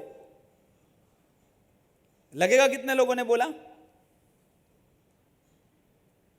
जिन्होंने बोला भी था उन्होंने भी हाथ नीचे कर लिया। अतुल भी कह रहा है नहीं लगेगा। खुश हो गए? बोलो कि लगेगा। मैं बता रहा हूं आपको लगेगा। आप तो हाथ ऊपर करके बताओ कितने लोगों ने बोला लगेगा। और देखिए सर, मेरा क्या रिक्वेस्ट है अरुण भाई, देखो आपको बहुत सारे टेक्निकल सेशन वर्कशॉप्स करानी चाहिए। मैं आपको एक एज ए सीरियसली बात बोल रहा हूं, अगर हम ये बोल रहे हैं कि नहीं लगेगा तो ये बड़ी डेंजरस सिचुएशन है सर, ये बहुत डेंजरस सिचुएशन है सर, कि अगर हम बोल रहे हैं कि नहीं लगेगा, क्योंकि इस पर तो लगेगा। रिम्बर्समेंट या होटल का बिल जब बैंक ऑडिट करने गए 2 लाख रुपए का फीस लगी और उस पर 10,000 रुपए का होटल का बिल आया, उसके 3 तरीके हैं सर पेमेंट करने के। मैं आपको अभी बता देता हूं सर। पहला, मैं होटल में रुका, बैंक वाले ने डायरेक्टली पेमेंट कर दिया, मुझे क्या लेना देना है? बैंक वाले के नाम पे बिल आया, बैंक वाले ने पेमेंट कर दी, 1 मिनट के लिए बात खत्म हो गई। दूसरा तरीका क्या है कि मैंने होटल की पेमेंट करी और मैं अब होटल का वो जो पेमेंट है 10,000 का बिल, मैं बैंक को रेज कर रहा हूं और बोल रहा हूं कि 10,000 रुपए मुझे दे दो। आपको determination of value rules 2006 service tax से, इंटरकॉन्टिनेंटल के जजमेंट से उन्होंने बताया हुआ है कि ऐसे केस में प्योर एजेंट का मतलब क्या होता है। आप 10,000 के लिए अपने आप को प्योर एजेंट बोल रहे हैं, एक्चुअली में प्योर एजेंट कब होता है? जब वो जो सर्विस आपने होटल से ली उसका टाइटल आपके पास नहीं होता है, you never owned that, you are actually claiming the same amount. अब यहां पर तो आपने टाइटल अपने पास ही लिया हुआ है, बिल आपके नाम है, आपने ही सर्विस ली है, तो प्योर एजेंट कहां से रह गए आप? तो प्योर एजेंट के केस में आपके पास टाइटल नहीं होना चाहिए, आपने कभी ओन नहीं की।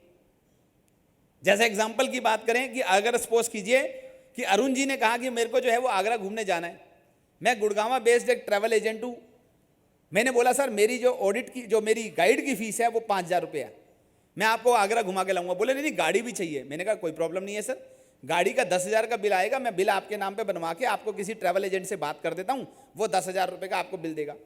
पेमेंट ये मेरे थ्रू उसको दिलवा सकते हैं, लेकिन टाइटल किसके पास होगा? जो टूर ऑपरेटर का, जो ट्रैवल गाड़ी वाले का बिल जो है वो अरुण जी के नाम पे अगर आएगा तो उस केस में मैं प्योर एजेंट हूं। यहां तो बिल मेरे नाम था और आप लोगों ने बोला नहीं लगेगा।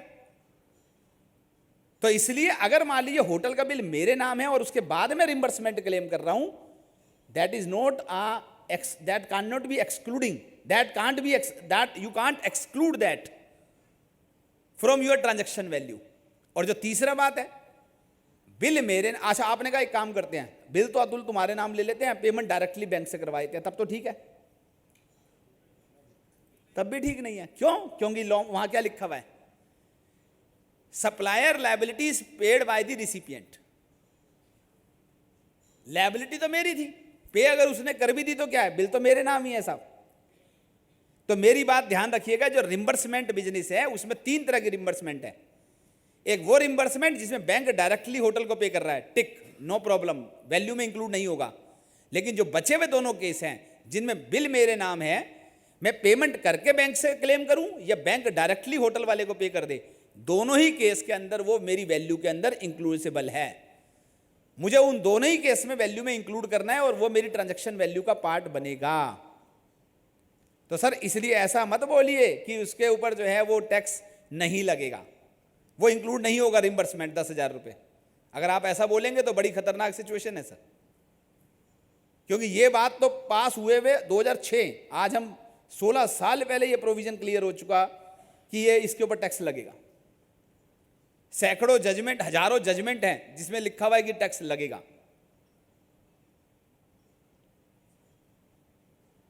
ठीक है साहब? हाँ,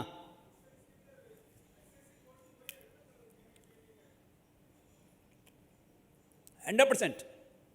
ये कंपोजिट सप्लाई है, तो मैंने कंपोजिट सप्लाई और मिक्स सप्लाई तो अभी टच बेस नहीं करी, दो उन्होंने कहा था करने के लिए। I can, but that is not relevant to our valuation, but still I can tell you this is a composite supply. When there are two supply with a single rate, with a single price, one is principal supply, other is a incidental. तो hotel का stay is a incidental to my audit service. So जो भी मेरा price है 18% के हिसाब से bank audit fees का, that will be applicable on the hotel bill, even if वो 5% वाला हो या 12 वाला हो।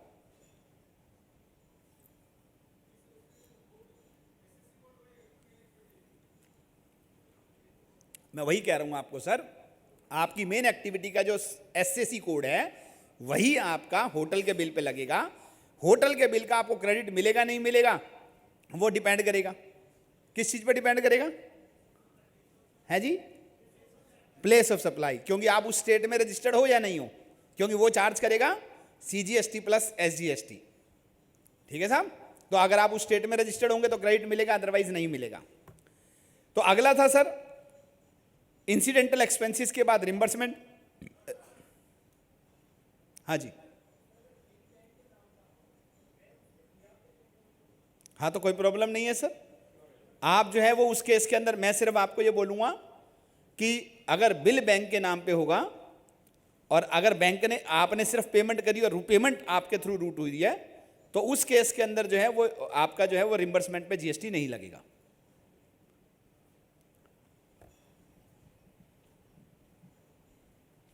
जो अगली इंपॉर्टेंट पॉइंट है सर, इन 5 के बाद जो अगले 4 हैं थोड़े से आपको छोटे फॉन्ट में नजर आ रहे होंगे। अगला है suppliers liability paid by the recipient. क्या मतलब है इस बात का? ये कौन सी वैल्यू है जो इंक्लूड होगी मेरी वैल्यू में? कि सपोज कीजिए, आगे एग्जांपल भी मैं दिखाऊंगा आपको, कि सपोज कीजिए कि एक्स, मैंने आपको कोई, आप मेरे से कोई सामान खरीदने आए और मैंने बोला कि भाई साहब ये जो है वो पैकिंग चार्जेस ये जो है वो आप दे दीजिए जरा इसको। ठीक है साहब? जो मेरे को आपने देने थे। तो उस केस में क्या हुआ कि ये लायबिलिटी सप्लायर्स की है, लेकिन रिसिपिएंट ने सप्लायर के बिहाफ पे किसी को पेमेंट दे दी, तो उस केस में वो पेमेंट भी मेरी असेसेबल वैल्यू का पार्ट है। क्लियर है सर? अदर टैक्सेस मतलब जीएसटी के अलावा जितने भी टैक्सेस हैं वो सारे के सारे असेसेबल वैल्यू का पार्ट है। आप कोई रॉयल्टी दे रहे हैं, कोई म्यूनिसिपल टैक्सेस दे रहे हैं, कोई इलेक्ट्रिसिटी टैक्स दे रहे हैं, तो जितने भी टैक्सेस आप देते हैं other than GST, they all are part of the assessable value. The next one is FOC. FOC क्या होता है? Free of cost supply. Agreement है जी मेरा 10 करोड़ का, आप कह रहे हैं जी मैं 1 मिनट के लिए 5 करोड़ रुपए आपको दूंगा और 5 करोड़ का फ्री सप्लाई दूंगा, या 10 करोड़ का एग्रीमेंट है प्लस 4 करोड़ का मुझे फ्री मटेरियल मिलना है, तो उस केस में असेसेबल वैल्यू कितनी है? 10 करोड़ या 14 करोड़? बताइए जी। अगर फ्री ऑफ कॉस्ट सप्लाई मिलनी है तो फ्री ऑफ कॉस्ट सप्लाई की जो वैल्यू है वो मेरी सप्लाई की वैल्यू में जुड़ के फिर वो 14 crore will be the accessible value, not the 10 crore. ये एग्रीमेंट अगर मेरा 14 करोड़ का है, 10 करोड़ मुझे देंगे और 4 करोड़ की फ्री सप्लाई देंगे। और last but not the least, मैंने जैसे लिखा रॉयल्टी एंड लाइसेंस फीस, कोई अगर आपको रॉयल्टी या लाइसेंस फीस देनी पड़ती है तो वो भी आपकी इंक्लूसिव है, पार्ट की आपका इंक्लूजन की है, ट्रांजैक्शन वैल्यू में इंक्लूड होगा। चलिए सर, अब मैं आपको छोटे छोटे एग्जाम्पल से बता रहा हूं, ये रिपीट कर रहे हैं प्रैक्टिकली बातों को। कॉन्ट्रैक्ट 70,000 का है, 2,000 रुपए की कैब है जो ए ने बी को सप्लाई करी है, ए सप्लायर है, बी रिसिपिएंट है, लेकिन पेमेंट जो है वो 2,000 रुपए की बी ने पे कर दी। तो उस केस में क्या कह रहा है कि आपकी असेसेबल वैल्यू जो होगी, ट्रांजैक्शन वैल्यू जो होगी वो 70,000 है, लेकिन असेसेबल वैल्यू जो है वो 72,000 है। एक और बात बता दूं आप लोगों को चलते चलते सर, इसमें इनवॉइस आप कितने की बनाएंगे? 70,000 की, 72,000 की है जी? 70,000 की बनेगी, 72,000 की?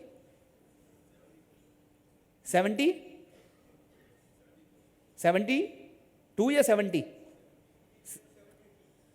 सर मैं आपको बता दूं कि इनवॉइस जो बनेगी आपकी उसमें ये दोनों वैल्यू आएंगी।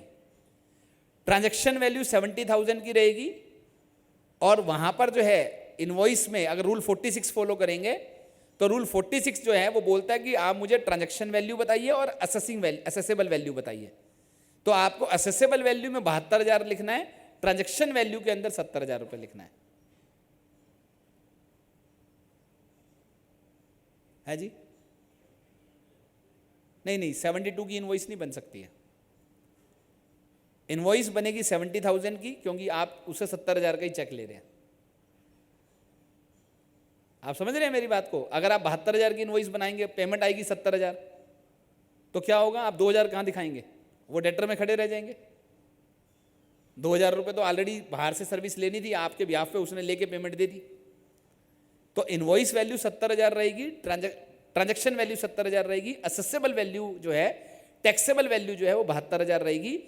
ये बात आप अगर जो हमारे बीच में जीएसटीएन के अंदर डीप डाइव करते हैं तो वहां पर 2 तरह की एपीआई रन करती हैं, एक 70,000 की असेसेबल वैल्यू की और एक ट्रांजैक्शन वैल्यू की। तो इसलिए आपको जो है वो दोनों वैल्यू को अपलोड करना पड़ता है अगर आप सही तरह की इनवॉइस बनाएं तो। 70,000 अलग और 72,000 अलग। सर उसके बाद अगर आपने जो है, मैंने जैसे आपको बोला, ये बात जस्ट रिपीट है जो अभी तक हम लोगों ने डिस्कस करी, कि अगर आप कोई फ्री ऑफ चार्ज या रिड्यूस रेट पे देते हैं तो आपका जो है वो वैल्यू ऑफ सप्लाई जो है वो फ्री ऑफ चार्ज या रिड्यूस रेट पे देते हैं तो उसकी वैल्यू आपको इंक्लूड करनी है। ये बात हम लोग कर चुके, इसलिए मैं इसको आगे बढ़ाता हूं। ये sir free of cost supply है। इस कॉन्ट्रैक्ट में आप देखेंगे कि 6 लाख रुपए का कॉन्ट्रैक्ट है ए और बी के बीच में, लेकिन 1 लाख रुपए की फ्री ऑफ कॉस्ट सप्लाई है। तो जो ट्रांजैक्शन वैल्यू है या असेसेबल वैल्यू जो है वो 7 लाख रुपए मानी जाएगी। ये आप लोगों को मैंने बता दिया, तो इसलिए मैं इस बात को दोबारा रिपीट नहीं कर रहा। ये वो टैक्सेस हैं जो मैंने आपके सामने रखे, अदर देन जीएसटी के जो टैक्सेस हैं, जैसे state excise, electricity duty, royalty, ये सब मेरी असेसेबल वैल्यू का पार्ट होता है। तो अगर आपका कोई क्लाइंट ऐसा है जो ये दे रहा है तो आपको ये बात ध्यान रखनी है कि ये सब हमारी असेसेबल वैल्यू का पार्ट है। अगर आपने बियर किया है तो you have to charge the GST on the same as well. ये सब हमारी इंटरनेशनल, जो मैंने आपको जैसे मॉर्निंग में बताया था, डीलिमिटेशन ऑफ ज्यूरिसडिक्शन, आजकल हम लोग क्या कर रहे हैं, जो भी लॉ फॉलो कर रहे हैं वो ग्लोबल ज्यूरिसडिक्शन के हिसाब से है। तो अगर आपको कोई ज्यूरिस्प्रूडेंस उठानी हो तो आपको मैंने वो इंटरनेशनल लॉ की ज्यूरिस्प्रूडेंस भी दी है। सर ये वो सारे एक्सपेंसेस हैं, जैसे मान लीजिए आपने शर्ट की कोई मैन्युफैक्चरिंग करी, शर्ट की पैकिंग है, कोई शिपिंग है, तो जितने भी expenses up to the place of removal हैं वो सारे के सारे आपके इंसिडेंटल एक्सपेंसेस में आते हैं, कमीशन, पैकिंग, और वो आपको सब इंक्लूड करने हैं अपनी ट्रांजैक्शन वैल्यू में या असेसेबल वैल्यू के अंदर। सर ये हम लोग बता चुके, जो भाई साहब ने क्वेश्चन पूछा था मैंने आंसर दिया। ये एक चार्टर्ड अकाउंटेंट है और वो एक ऑडिट की सर्विस दे रहा है मुंबई में, तो उस केस में उन्होंने होटल का एक्सपेंस है, फूड है या ट्रांसपोर्टेशन एक्सपेंसेस है, ये सब के सब इंक्लूड होंगे वैल्यू में। ये हम लोगों ने अभी एग्जाम्पल किया तो इसलिए इसको मैं वो नहीं कर रहा। ये हरीश जी का जो एग्जाम्पल था transaction subsidy link to the supply, मैंने बता दिया आपको पहले से ही कि वो वैल्यू में इंक्लूड होगा, तो इसलिए इसको भी छोड़ देते हैं, समय कम है तो इसलिए मैं थोड़ा सा जल्दी जल्दी वो कर रहा हूँ। ये पोस्ट सप्लाई डिस्काउंट है। पोस्ट सप्लाई डिस्काउंट के अंदर मैं आपको एक बात बताना चाहूँगा कि ये जो इम्पोर्टेंट लाइन है जो मैं आपके सामने लिख रहा हूँ वो ये कि अगर पोस्ट सप्लाई डिस्काउंट जो है वो आपका पहले से कोई एग्रीमेंट नहीं है उसको देने का, ठीक है साहब, तो और उसके बाद जो है वो आपने जो है वो उससे रिलेटेड इनकम टैक्स जो आपका इनपुट टैक्स क्रेडिट है वो अगर रिसिपिएंट ने रिवर्स नहीं किया तो वो आपकी ट्रांजैक्शन वैल्यू का पार्ट बना रहेगा, वो माइनस नहीं हो सकता है। शुड आई रिपीट, क्या कहा मैंने? मैंने बोला कि अगर आपको दोबारा रिपीट कर रहा हूं, मैंने पहले भी बोला था, पोस्ट सप्लाई डिस्काउंट है। पोस्ट सप्लाई, सप्लाई होने के बाद 6 महीने बाद आपको डिस्काउंट दे रहे हैं और वो किसी एग्रीमेंट के तहत नहीं है, और उस केस में जो रिसिपिएंट है उसने अपना क्रेडिट रिवर्स नहीं किया अगर, तो आप उस डिस्काउंट को माइनस नहीं कर सकते हो। वो डिस्काउंट जो है वो आपकी वैल्यू में से माइनस नहीं होगा, आपको उसके ऊपर जीएसटी पे करना पड़ेगा। Clear to everybody?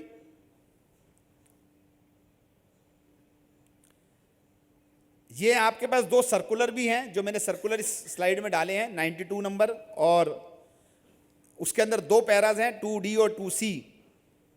कई बार आता है बाय मोर सेव मोर ऑफर्स, ठीक है साहब, और एक होता है कि आप सेकेंडरी डिस्काउंट्स देते हैं, तो उनके ट्रीटमेंट को लेके मैंने आपको एक्सप्लेन किया कि किस तरीके से पोस्ट सप्लाई डिस्काउंट्स के ऊपर जो है आपको माइनस नहीं होता है। लेकिन अगर डिस्काउंट जो है वो एट द टाइम ऑफ और बिफोर द सप्लाई है, आपकी नॉर्मल ट्रेड प्रैक्टिस है और इनवॉइस में रिकॉर्डेड हुआ है, तो वो आप माइनस कर सकते हैं।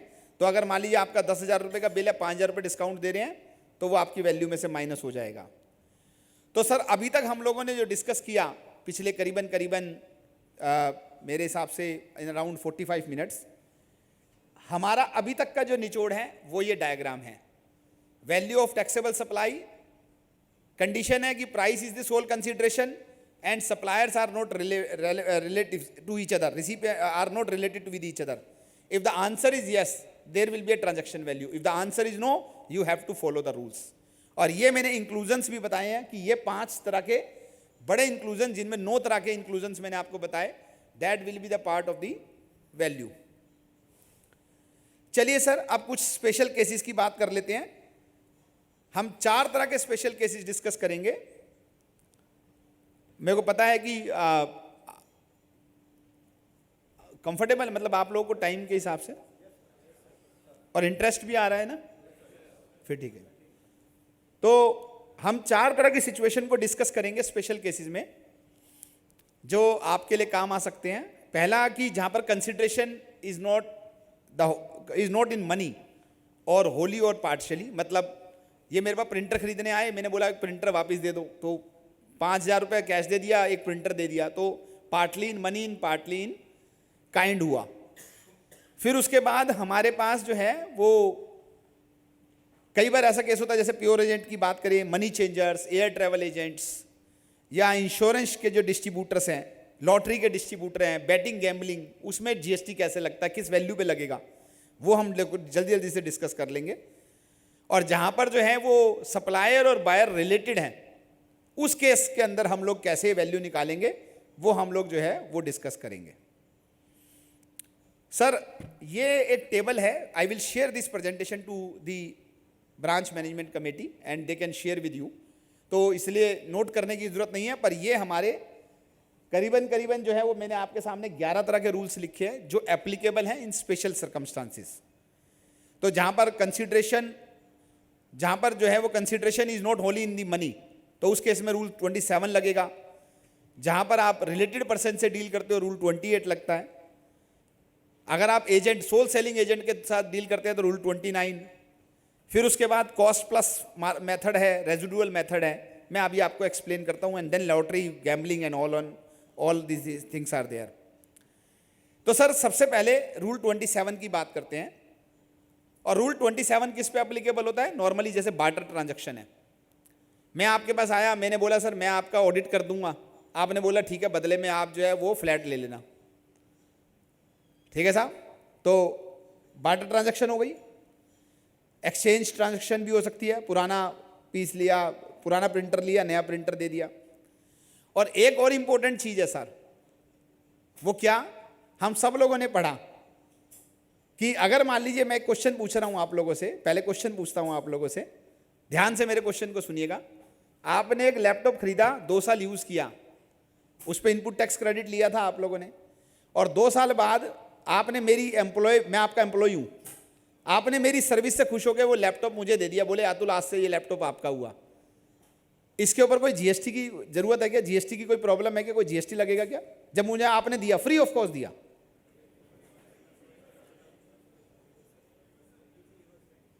तो जो है वो क्या होगा? आईटीसी रिवर्स होगा? ऐसा तो नहीं है साहब। आपको क्या करना पड़ेगा? आपको ट्रांजैक्शन वैल्यू भी देखनी होगी।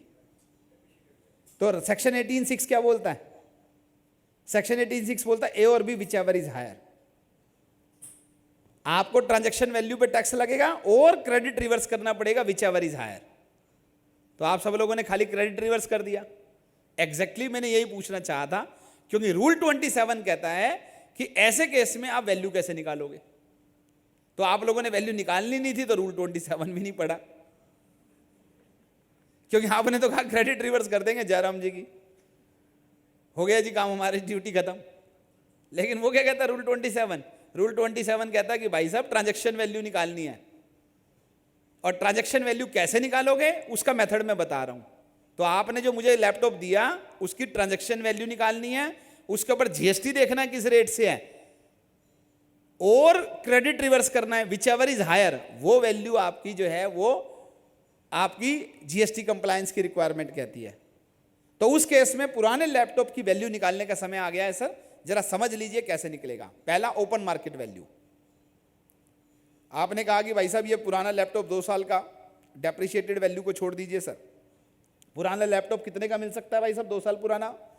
आईबीएम का ब्रांड है, एक्स ब्रांड है, वाई ब्रांड है, 2 साल पुराना, 1 मिनट के लिए नॉर्मली 1 लाख का है, तो पुराने वाला 2 साल पुराना जो है वो 40,000 का भी मिल सकता है और 70,000 का भी मिल सकता है। तो आपने कहा भाई इसकी ओपन मार्केट वैल्यू मुझे पता है कि 70,000 है, लेकिन अब क्या है, लैपटॉप है, तो भाई साहब ट्रांजैक्शन वैल्यू निकालना, मतलब ओपन मार्केट वैल्यू निकालना बड़ा मुश्किल है, क्योंकि अलग अलग जीबी, अलग अलग रैम और उसका पूरा का पूरा। तो उस केस में वो क्या कहता है, वो ये कहता है कि भाई साहब अगर उस केस के अंदर आपने सपोज कीजिए, जैसे इस केस में तो लैपटॉप वाले केस में तो एप्लीकेबल नहीं होगा, प्रिंटर वाले केस में एप्लीकेबल होता है ये बार्टर एक्सचेंज में, कि अगर मान लीजिए सपोज कीजिए मैंने इनको, ये मेरे पास प्रिंटर खरीदने आए और इन्होंने मेरे से बोला कि 10,000 रुपये का प्रिंटर है, मैंने बोला 10,000 का प्रिंटर है, और इन्होंने बोला मैं पुराना प्रिंटर दे देता हूं। तो उस केस के अंदर जो ये मेरे को 6,000 रुपये इन्होंने मुझे दिए और पुराने प्रिंटर की वैल्यू मैं कितनी आंकता हूं, 3,000, 2,000, 2,500, 2,700, तो वो जो मुझे कंसिडरेशन इन काइंड में मिला उसकी वैल्यू निकालना, वो अपने आप, और उसके वैल्यू को जोड़ना, वो मेरा एक रोल होगा। और उस केस के अंदर मान लीजिए सपोज कीजिए कि मैं 1 मिनट के लिए वो जो प्रिंटर है, जो ये प्रिंटर इन्होंने मेरे को दिया, वो प्रिंटर मार्केट में आज बिकता ही नहीं है, वो प्रिंटर बनना बंद हो चुका, उसकी पुरानी सेकेंड हैंड वैल्यू नहीं है। तो उस केस में क्या कहता है, सिमिलर काइंड एंड क्वालिटी। अगर यही प्रिंटर इस लेवल का, अगर मैं, ये ब्रांड तो बंद हो गया, एक्स ब्रांड बंद हो गया, वाई ब्रांड का खरीदता तो कितने का होता, तो वो वैल्यू 1 मिनट के लिए निकाल के, और अगर वो भी अवेलेबल नहीं है तो दूसरा मेथड है मेरा कॉस्ट प्लस 10%। ठीक है साहब? तो वो ये कहता है कि आप इस सीक्वेंस में इसको फॉलो करेंगे। अगर आपके पास, मैं रिपीट कर रहा हूं आपकी बात को, अगर price is not the sole consideration, Arun ji मेरे पास आए, बोले भाई साहब ये 10,000 रुपए का मेरे को प्रिंटर खरीदना है, मेरे पास एक पुराना प्रिंटर अवेलेबल है, तो उस केस में मैं उस प्रिंटर की कीमत कैसे आंकूंगा? अपनी वैल्यू में जोड़ने के लिए मैंने तो 6,000 रुपए तो ले लिए इनसे और एक प्रिंटर ले लिया मैंने इनसे। अब मेरी वैल्यू कैसे निकलेगी प्रिंटर की, पुराने प्रिंटर की, वो बताने के लिए मुझे लॉ में 27 रूल में बताया गया कि सबसे पहले आप देखोगे ओपन मार्केट वैल्यू। क्या ये प्रिंटर मार्केट में बिकता तो कितने का बिकता? भाई आपने मुझे दिया, यही प्रिंटर में अगर मार्केट में जाके आप किसी को, रद्दी वाले को, कबाड़ी को बेच के देखिए कितने का दे रहा है। वो कह रहा है भाई साहब कोई नहीं दे रहा, कोई प्रिंटर नहीं खरीद रहा पुराना। ऐसे ये तो सेकेंड हैंड की स्कीम आई हुई है एक्स कंपनी की, वो कह रही है पुराना प्रिंटर लो नया प्रिंटर दो, नया प्रिंटर लो पुराना दो, तो इसलिए आपको दे रहा है, अदरवाइज मार्केट में कौन खरीद रहा है इसको? तो इसलिए ओपन मार्केट वैल्यू तो पता नहीं है इसकी। ठीक है साहब। तो फिर कह रहे सिमिलर काइंड एंड क्वालिटी, अगर ये सिमिलरली अगर मैं 1 मिनट के लिए जो है वो लेता तो कितने का लेता, और नहीं तो कॉस्ट प्लस 10%। आपको ऐसे वैल्यू निकाल के अपने ट्रांजैक्शन वैल्यू में जोड़नी है, that will be the value for the purpose of GST. Heavy heavy लग रहा है क्या सब? हाँ जी, क्या जी? मोबाइल, मोबाइल के बदले में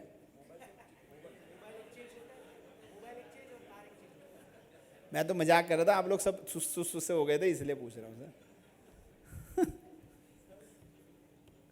मैंने कहा कम से कम ऐसे ही हंसेंगे, वरना तो सब लोग ऐसे सोच रहे हैं कहां फंस गया आज।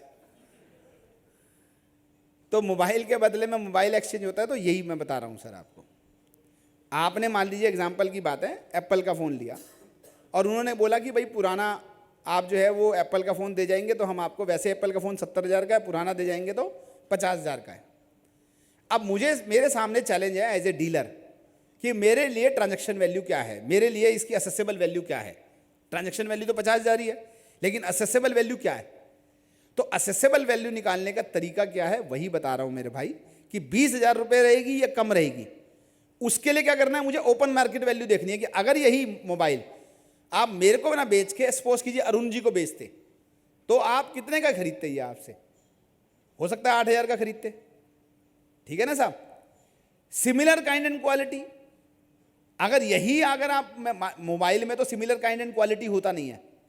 ठीक है ना साहब। ऐसी चीज जो ब्रांडेड होती है, जिसकी एक रैम जीबी होती है, उसकी सिमिलर काइंड एंड क्वालिटी नहीं होती है। सिमिलर काइंड एंड क्वालिटी कैसे होती है कि सपोज कीजिए कि आपने कोई 1 मिनट के लिए फ्लावर पॉट लिया, तो फ्लावर पॉट को 1 मिनट के लिए फ्लावर पॉट से मैच करेंगे, ओ सिमिलर काइंड एंड क्वालिटी का फ्लावर पॉट है। पर एप्पल का फोन अगर आप सैमसंग से कंपेयर करेंगे तो सिमिलर काइंड एंड क्वालिटी नहीं होती है। तो उसका क्या होगा, be the open market value. ठीक है साहब। तो आप जो है वो ओपन मार्केट वैल्यू से कंपेयर करेंगे, और अगर वो 8,000 का है तो आपकी ट्रांजैक्शन वैल्यू 50,000 और टैक्सेबल वैल्यू 58,000 होती है। ध्यान रहे, आप रिलेटेड पर्सन नहीं है। अगर रिलेटेड पर्सन होंगे तो फिर मैं अलग वैल्यू पे बताऊंगा, तब मैं 90% वैल्यू बोलूंगा आपको।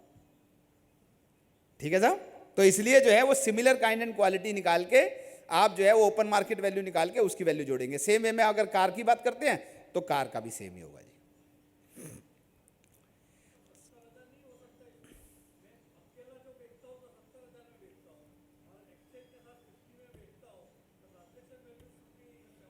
हाँ, अगर ट्रांजैक्शन वैल्यू सर 70 होती, अगर मैं रिलेटेड पर्सन को बेच रहा होता तो मैं ऐसा नहीं कर रहा हूं सर, ये मेरा 12,000 रुपये का डिस्काउंट है।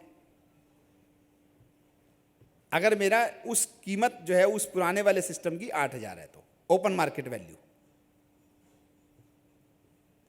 तो आप मुझे जबरदस्ती मेरे से 70,000 रुपये जीएसटी चार्ज नहीं कर सकते है जी।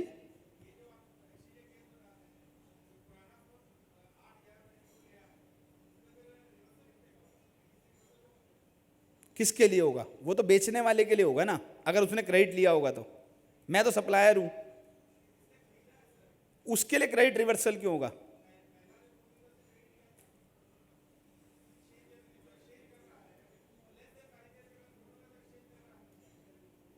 Sir sir sir sir sir मैंने आपको मोबाइल बेचा था, आपने क्रेडिट लिया होगा ना, तो आपके लिए होगा क्रेडिट का रिवर्सल सेक्शन 18(6) में। अगर आपने 5 साल से पहले बेचा है तो हाँ होगा, 100% होगा सर। अगर आपने क्रेडिट लिया और 5 साल से पहले बेचेंगे तो आपने कैपिटल गुड्स के रूप में, तो आपका क्रेडिट रिवर्सल होगा।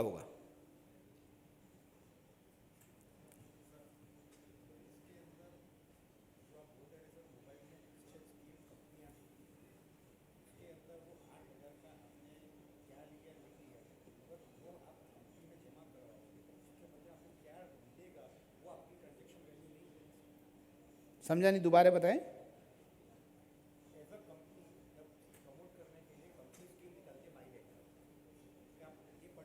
हाँ, तो कंपनी अगर बायबैक स्कीम निकालती है तो वो 20,000 रुपये वैल्यू लेती है उसकी। हाँ, देखो आपने एक IBM की उसकी बात करोगे, एप्पल की बात करोगे, और एक जो है वो अतुल गुप्ता की बात करोगे, मान लीजिए पुराना प्रिंटर देके नया प्रिंटर करा, तो मैं वही बोल रहा हूँ जो मैं बोल रहा हूँ, 8,000 वैल्यू आएगी। लेकिन अगर मान लीजिए आप सैमसंग की बात करोगे तो सैमसंग तो 20,000 रुपये वैल्यू लेके चलती है उसकी, तो वो वैल्यू लेके चलती है। मैं कह रहा हूँ 20,000 ना दे, 50,000 करे, 1,000 करे, मैं क्या कह रहा हूँ आपसे, ये मुझे देखना है कि सिमिलर काइंड एंड क्वालिटी क्या वैल्यू मेरे को मिलती है इसकी। तो अगर मैं एज ए प्रिंटर की बात कर रहा हूँ, जैसे एग्जांपल दोबारा लेता हूँ कि जो मोबाइल की बात उन्होंने करी कि 70,000 का मोबाइल था, 20,000 50,000 में मिल गया और एक पुराना मोबाइल दे दिया, सेम प्रिंटर की बात करते हैं। तो अगर मान लीजिए मैं सिमिलरली अगर मैं बात करूँ, प्रिंसिपल की बात समझिएगा सर, अगर सिमिलरली मैं प्रिंसिपल की बात करूँ कि मैं प्रिंटर की बात कर रहा हूँ, इन्होंने मेरे पास आए बोले कि भाई साहब पुराना प्रिंटर ले लो और नया प्रिंटर दे दो 70,000 का, तो मैं क्या करूँगा, मैं 20,000 वैल्यू जोड़ूंगा? नहीं साहब, मैं तो 1 मिनट के लिए वो जोड़ूंगा जो प्रिंटर मेरे को मार्केट में, अगर आज की तारीख में ओपन मार्केट वैल्यू प्रिंटर की 8,000 है तो मैं 8,000 रुपये माइनस कर रहा हूँ उसका। तो इसलिए जो है वो आपको प्रिंसिपल ये है कि आप जो एक्सचेंज करते हो उसकी जो ओपन मार्केट वैल्यू होती है वो आपको 50,000 में जोड़नी है। नहीं, डीमिंग प्रोविजन एप्लीकेबल नहीं होता है सर, वरना रूल 27 की जरूरत ही नहीं है। फिर तो ये सब लिखने की जरूरत ही नहीं है ना, वो बोलेगा एक्सचेंज जो भी करो प्राइस वही रहेगा जो आपका MRP है, तो MRP बेस्ड वैल्यूएशन नहीं है ना। नहीं, वो लिखेंगे या नहीं लिखेंगे बात नहीं हो रही है भाई, मैं आपको क्या कह रहा हूँ, यहाँ पर डीमिंग प्रोविजन एप्लीकेबल नहीं है, यही एग्जैक्टली हम डिस्कस कर रहे हैं कि रूल 27 ये कहता है कि आपका जो है ट्रांजैक्शन वैल्यू प्लस जो आपको एक्सचेंज में मिला उसकी वैल्यू, वो दोनों जोड़ के वो आपकी एसेसेबल वैल्यू होगी। आपको MRP बेस्ड वैल्यूएशन नहीं है ये कि 70,000 की चीज 70,000 में ही बिकेगी जी, अब तो प्रिंटर 70,000 पे टैक्स लगेगा, बशर्ते आप रिलेटेड पर्सन नहीं हो। अगर आपने रिलेटेड के साथ यही एक्सचेंज किया तो मैं आपको रिलेटेड वाले सेक्शन में लेके जाऊंगा, रूल में लेके जाऊंगा। और प्रिंटर जो होता है वो आपने जो 58,000 का बोला, इनसे जो मैंने प्रिंटर लिया उसकी बेटर कंडीशन है, वो 62,000 भी हो सकता है सर, आपके वाला 58,000 भी हो सकता है, इनके वाला तो 70,000 ही हो सकता है, कल ही लेके गए थे। ठीक है साहब, बशर्ते मैं तीनों के प्राइस अलग अलग कर रहा हूं और जो नया लेने आ रहा है उसको 70,000 का ही दे रहा हूं। ठीक है साहब, क्योंकि चारों के चारों मेरे से रिलेटेड नहीं है। तो अगर रिलेटेड पर्सन है तो मैं अपनी वैल्यू वही लूंगा जो आप लोग जो है वो गड़बड़ कर रहे हो भाई साहब, फिर मैं वही लूंगा कि 90% ऑफ द वैल्यू और वो सब मेरे जो प्रोविजन है। चलिए सर, मेंबर्स भी थक गए हैं सर, खासकर ये ड्राई टॉपिक है तो ड्राई टॉपिक के हिसाब से हम लोग आगे आगे जल्दी जल्दी बढ़ते हैं। सर ये दूसरा रूल 28 है, ये एप्लीकेबल है रिलेटेड पर्सन के लिए, और रिलेटेड पर्सन के बीच में मैंने डेफिनेशंस में लिखे बहुत सारी ट्रांजैक्शन, जैसे आप ब्रांच ट्रांसफर करते हैं, आप रिलेटेड पर्सन को विदाउट कंसीडरेशन सप्लाई करते हैं, या आप इंपोर्ट करते हैं आउटसाइड इंडिया से अपनी ही ब्रांच से। तो ये वो सारे केसेस हैं जहां पर हम लोग रिलेटेड पर्सन की डेफिनेशन में कोई ट्रांजैक्शन करते हैं, और उस केस के अंदर जो है वो रूल 28 एप्लीकेबल होता है। सिमिलर प्रोविजन है कि आपको रूल 28 के अंदर जो है वो कैसे कैलकुलेशंस करनी है, लेकिन अगर आप जो है वो सोल एजेंट के साथ डील करते हैं तो यहां पर जो है वो रूल 29 एप्लीकेबल होता है। रूल 29 के अंदर क्या होता है सब, वो होता है कि आपने जो भी प्राइस चार्ज किया उसका 90% value will be the transaction value. Sir हमारे पास इसके बाद अगर आपको सिमिलर काइंड एंड क्वालिटी या ओपन मार्केट वैल्यू नहीं मिलती है तो हमारे को लॉ में दिया गया है कि आपको कॉस्ट प्लस 10% वैल्यू लेनी होती है। तो अगर मान लीजिए सपोज कीजिए कि आपने पुराना प्रिंटर था, ना तो मुझे उसकी ओपन मार्केट वैल्यू पता चल रही है, ना सिमिलर काइंड एंड क्वालिटी है। एग्जांपल की बात है कि मैंने ये बोतल ली सर, इस बोतल को काटा और इसके अंदर मैंने एक फ्लावर पॉट बना दिया। अब इसकी सिमिलर काइंड एंड क्वालिटी मिल सकती है, ना इसकी ओपन मार्केट वैल्यू मिल सकती है। तो वो कहता है उस केस में क्या करोगे आप इसमें करोगे कॉस्ट प्लस 10%, वो आप जोड़ोगे and that will be the value for the purpose of inclusion in the value. तो कुछ ऐसी यूनिक आइटम जो मार्केट में अदरवाइज अवेलेबल नहीं है, जिसकी वैल्यूएशन मार्केट में अदरवाइज अवेलेबल नहीं है, उस केस के अंदर आप जो है वो रूल 30 फॉलो करोगे, कॉस्ट प्लस 10%। और एक बात और ध्यान रहे कि ये प्रोविजन जो है वो हमारा, और लास्ट है बेस्ट जजमेंट, सेक्शन रूल 31, जो क्या कहता है कि अगर आप कॉस्ट प्लस 10% भी नहीं निकाल पाए तो डिपार्टमेंट का ऑफिसर अपने हिसाब से वैल्यूएशन कर लेगा। तो वो ये कहता है कि आप जो है सर्विस के केस में कॉस्ट प्लस 10% करने की जरूरत नहीं होती है, आप डायरेक्टली बेस्ट जजमेंट वाला प्रोविजन ले सकते हैं। सर अब मैं जल्दी जल्दी खत्म करूंगा 5 मिनट के अंदर अंदर बात को, ऑलरेडी 5:30 हो गए हैं। Lottery and batting and lotteries की बात करें तो सर मुझे बताया गया है, छोड़ दूं यहां पे मना है लॉटरी, ठीक है सर। गैम्बलिंग, रेस कोर्स, चलो वेरी गुड सर। क्लाइंट भी बाहर का डील नहीं करते आप गुजरात से? तो सर मैं एक मिनट में 10 सेकंड में बता देता हूं। अगर आपकी स्टेट गवर्नमेंट लॉटरीज है, सेंट्रल गवर्नमेंट स्टेट गवर्नमेंट की लॉटरीज स्टेट गवर्नमेंट की होती है, उसमें आपका जो है वो 100/12 112 आपकी वैल्यू रहती है। अगर वो आपकी lottery authorised by state government है, रन बाय एनीबडी एल्स है, तो 100/128 जो है हमारी वैल्यू रहती है। और अगर लॉटरी बैटिंग गैम्बलिंग के अंदर करेंगे तो 100% जो पैसा दिया जाएगा वो जीएसटी के दायरे में आता है। फॉरेन एक्सचेंज की अगर बात करें तो फॉरेन एक्सचेंज के अंदर 2 ऑप्शन होती है सर व्यक्ति के पास जब भी वो फॉरेन एक्सचेंज में डील करता है। तो 2 तरह की फॉरेन एक्सचेंज है, एक हुआ कि डॉलर से यूरो में कन्वर्ट कर रहा हूं और एक है डॉलर से इंडियन रुपीस में कन्वर्ट कर रहा हूं। तो अगर मान लीजिए डॉलर से इंडियन रुपीस में कन्वर्ट कर रहा है और आरबीआई का रेट अवेलेबल है, तो आपका जो है वो 1% of the gross amount of the Indian rupees में जितने में कन्वर्ट होता है वो आपकी वैल्यू होती है जीएसटी के पर्पस के लिए। तो मान लीजिए सपोज कीजिए आपने 10,000 $1,000 आपने कन्वर्ट किया 8 लाख रुपए में, तो 8 लाख रुपए का 1% 8,000 रुपये is the value for the purpose of the GST. ये मैंने एग्जाम्पल भी बना के दिया है ताकि आप लोगों के काम आ जाएगा। और अगर सपोज कीजिए कि दोनों करेंसी आपस में एक्सचेंज हो रही हैं, मान लीजिए एग्जाम्पल की बात है तो आपने डॉलर से यूरो में कन्वर्ट किया, तो उस केस के अंदर जो है वो जो लोअर वाली करेंसी है उसके ऊपर जो 1% वैल्यू है वो अपने जीएसटी के वैल्यू के पर्पस के लिए आती है। ऑप्शन नंबर 2 है, आप अगर ये 1% ऑफ दी आरबीआई नहीं करना चाहते हैं तो उसके अंदर जो अगर वो 1 लाख रुपए तक की वैल्यू में कन्वर्ट होता है तो 1%, और ये सब मैंने लिखा हुआ है। तो ये हमारे वैल्यूएशन के तरीके हैं। और अगर 1 लाख से 10 लाख के बीच किया तो 1 लाख प्लस 0.5%, और अगर 10 लाख से ऊपर है तो 5500 प्लस 0.01% जो हमारी ट्रांजैक्शन वैल्यू है उसके ऊपर जीएसटी एप्लीकेबल होता है, वो वैल्यू ऑफ सप्लाई मेरी मानी जाती है।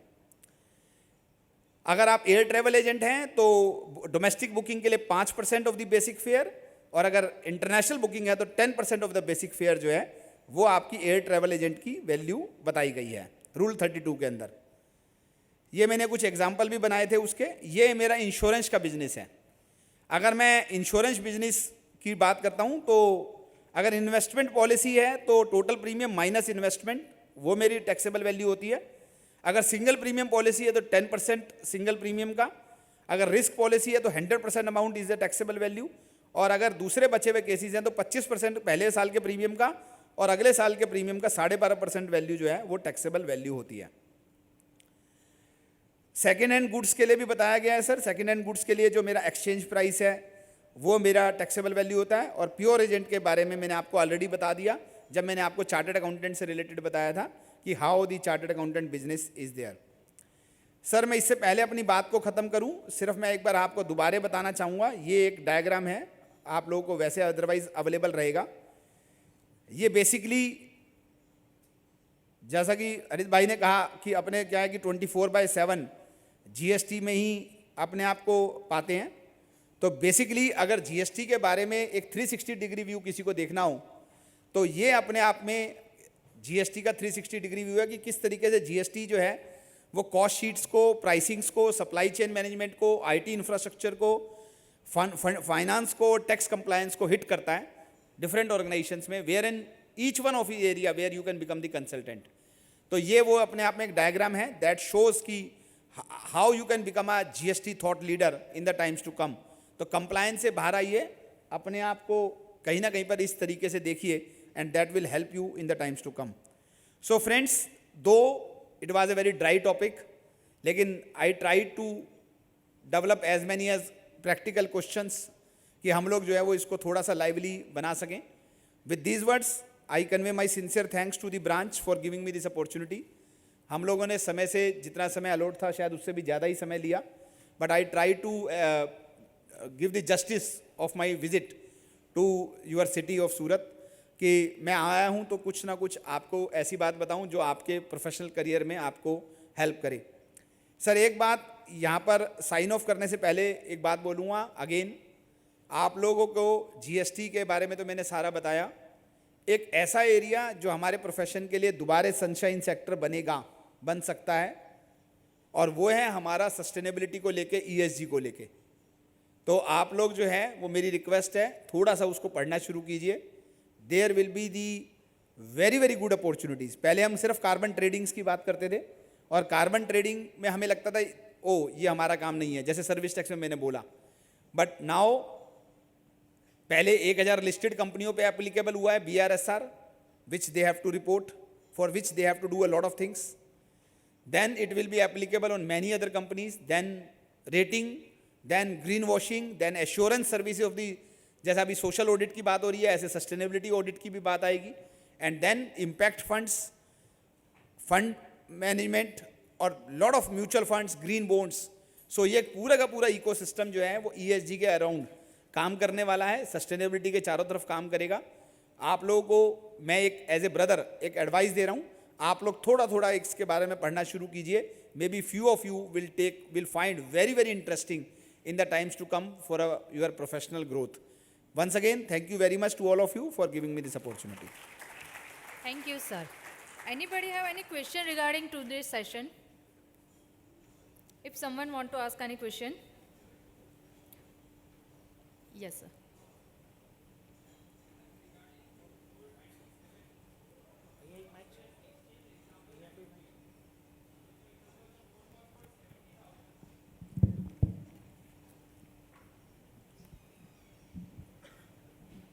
Sir, with regards to the exchange example that we discussed, the original price of the phone was, say for example, 70,000.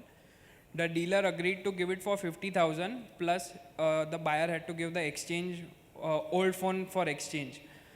Now the dealer assumes that the open market value is 10,000.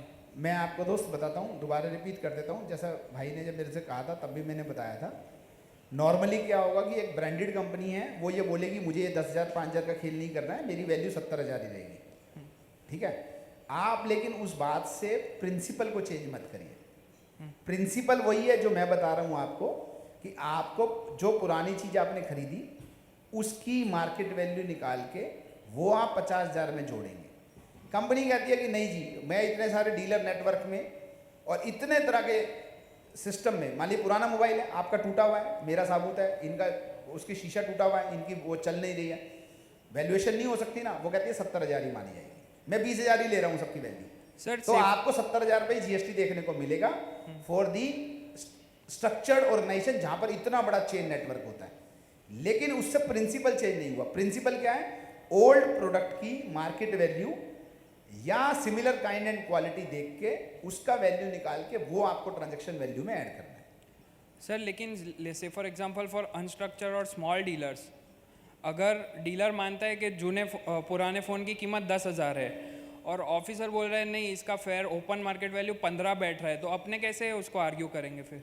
अगर मान लीजिए mobile को छोड़ दीजिए एक बार, ठीक है, 1 minute के लिए इसलिए बोल रहा हूँ क्योंकि मोबाइल एक्सचेंज ऑफर में कब मिलता है? जब कंपनी देती है, और कंपनी उसकी वैल्यू 70,000 ही लेगी, 20,000 का 1 रुपये भी कम नहीं करेगी, ना 10 बोलेगी ना 8 बोलेगी, क्योंकि मुझे क्या पता भैया कौन सा मोबाइल ले रहे हो, क्योंकि उनकी नज़रों में वो 50,000 का ही चीज़ है, वो तो जानबूझ के एक एक्सचेंज स्कीम दी हुई है प्रमोट करने के लिए. लेकिन नॉर्मल केस में बात करते हैं कि आप एक प्रिंटर बेचते हो, 20,000 का प्रिंटर बेचते हो, मैं पुराना प्रिंटर देने आया और बोला कि 4,000 का प्रिंटर आपने माइनस करके मेरे से 16,000 ले लिए, ठीक है ना साहब, और आपने बोला कि भाई मुझे 15,000 का प्रिंटर दे दिया, 3,000 पुरानी वैल्यू मान के आप 18,000 बता रहे हो उसको, ठीक है, और डिपार्टमेंट कहता नहीं जी मैं तो 18,000 नहीं लूंगा, मैं तो 19,000 लूंगा, ठीक है. तो उस केस के लिए ही हमारे पास जो है वो रूल 27 दिया है कि सिमिलर काइंड एंड क्वालिटी या ओपन मार्केट वैल्यू के हिसाब से अगर वो नहीं एग्री करता है तो फिर उस केस के अंदर वो सेक्शन 31 रूल 31 इन्वोक कर सकता है. और फिर जो है वो 1 मिनट के लिए झगड़ा होगा, लिटिगेशन होगी, और लिटिगेशन के अंदर फिर आपको जूरिस्प्रूडेंस देखनी पड़ेगी कि ऐसे केस में क्या वो 19,000 कह सकता है, क्या वो 18,000 की आपकी वैल्यू रिजेक्ट कर सकता है। राइट, ठीक। हाँ जी, बोलिए मैडम, बोलिए भाई साहब।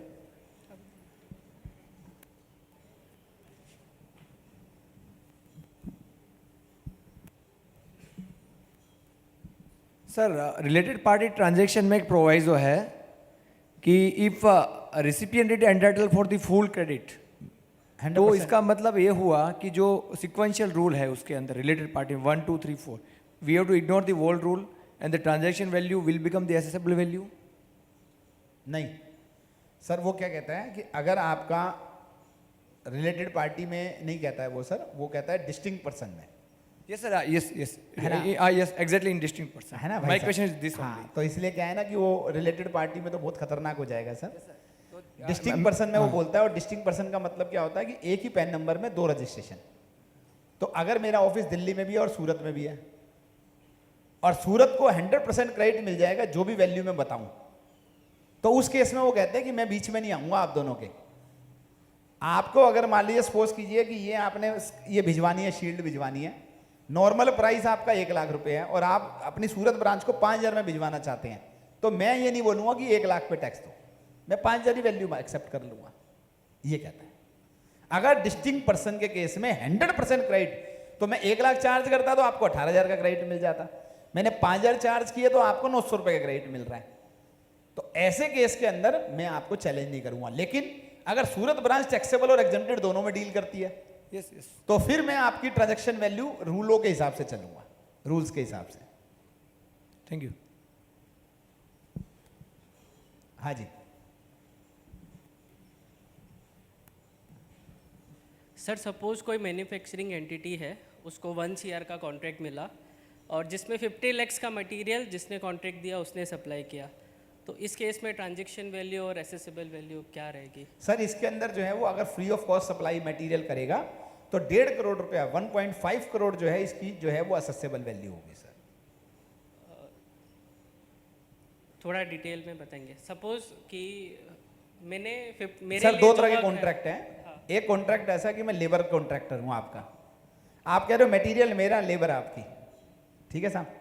तो ये क्या हुआ कि मैं 1 करोड़ पे ही चार्ज करूंगा, क्योंकि मटेरियल तो आप ही का भाई साहब, मैं लेबर कॉन्ट्रैक्टर हूं आपका, ठीक है साहब। लेकिन अगर मान लीजिए एक कॉन्ट्रैक्ट ऐसा है जिसके अंदर जो है वो कॉन्ट्रैक्ट जो है वो ये है कि मैं आपको 1 करोड़ का कॉन्ट्रैक्ट दे रहा हूं, लेकिन मैं आपको कुछ material free of cost supply करूंगा, तो उस केस के अंदर वो फ्री ऑफ कॉस्ट की जो वैल्यू है वो मेरी असेसेबल वैल्यू का पार्ट है। मेरा कॉन्ट्रैक्ट 1.5 करोड़ का है, ना कि 1 करोड़ का।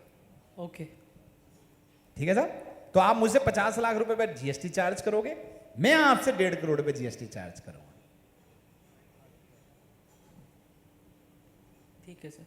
और आप मुझे जो फ्री ऑफ कॉस्ट बोल रहे हो ना, वो 50 लाख रुपए के ऊपर आप मुझसे जीएसटी की वैल्यू निकाल के वो 50 लाख जो भी रेट एप्लीकेबल है, आपने सीमेंट दिया तो 28% मेरे से चार्ज करोगे, और मैं आपसे 1.5 करोड़ पे 18% के हिसाब से चार्ज करूंगा। हाँ जी, हाँ जी, बिल्कुल ठीक बात है सर। तो जो बिल्डिंग डिमोलिशन के मैंने आपसे चार्जेस लिए प्लस जो मैंने मटेरियल उठाया, अगर यही मटेरियल मैं मार्केट से उठाता तो कितने का होता, वो वैल्यू इंक्लूड करके उस पर जीएसटी लगेगा।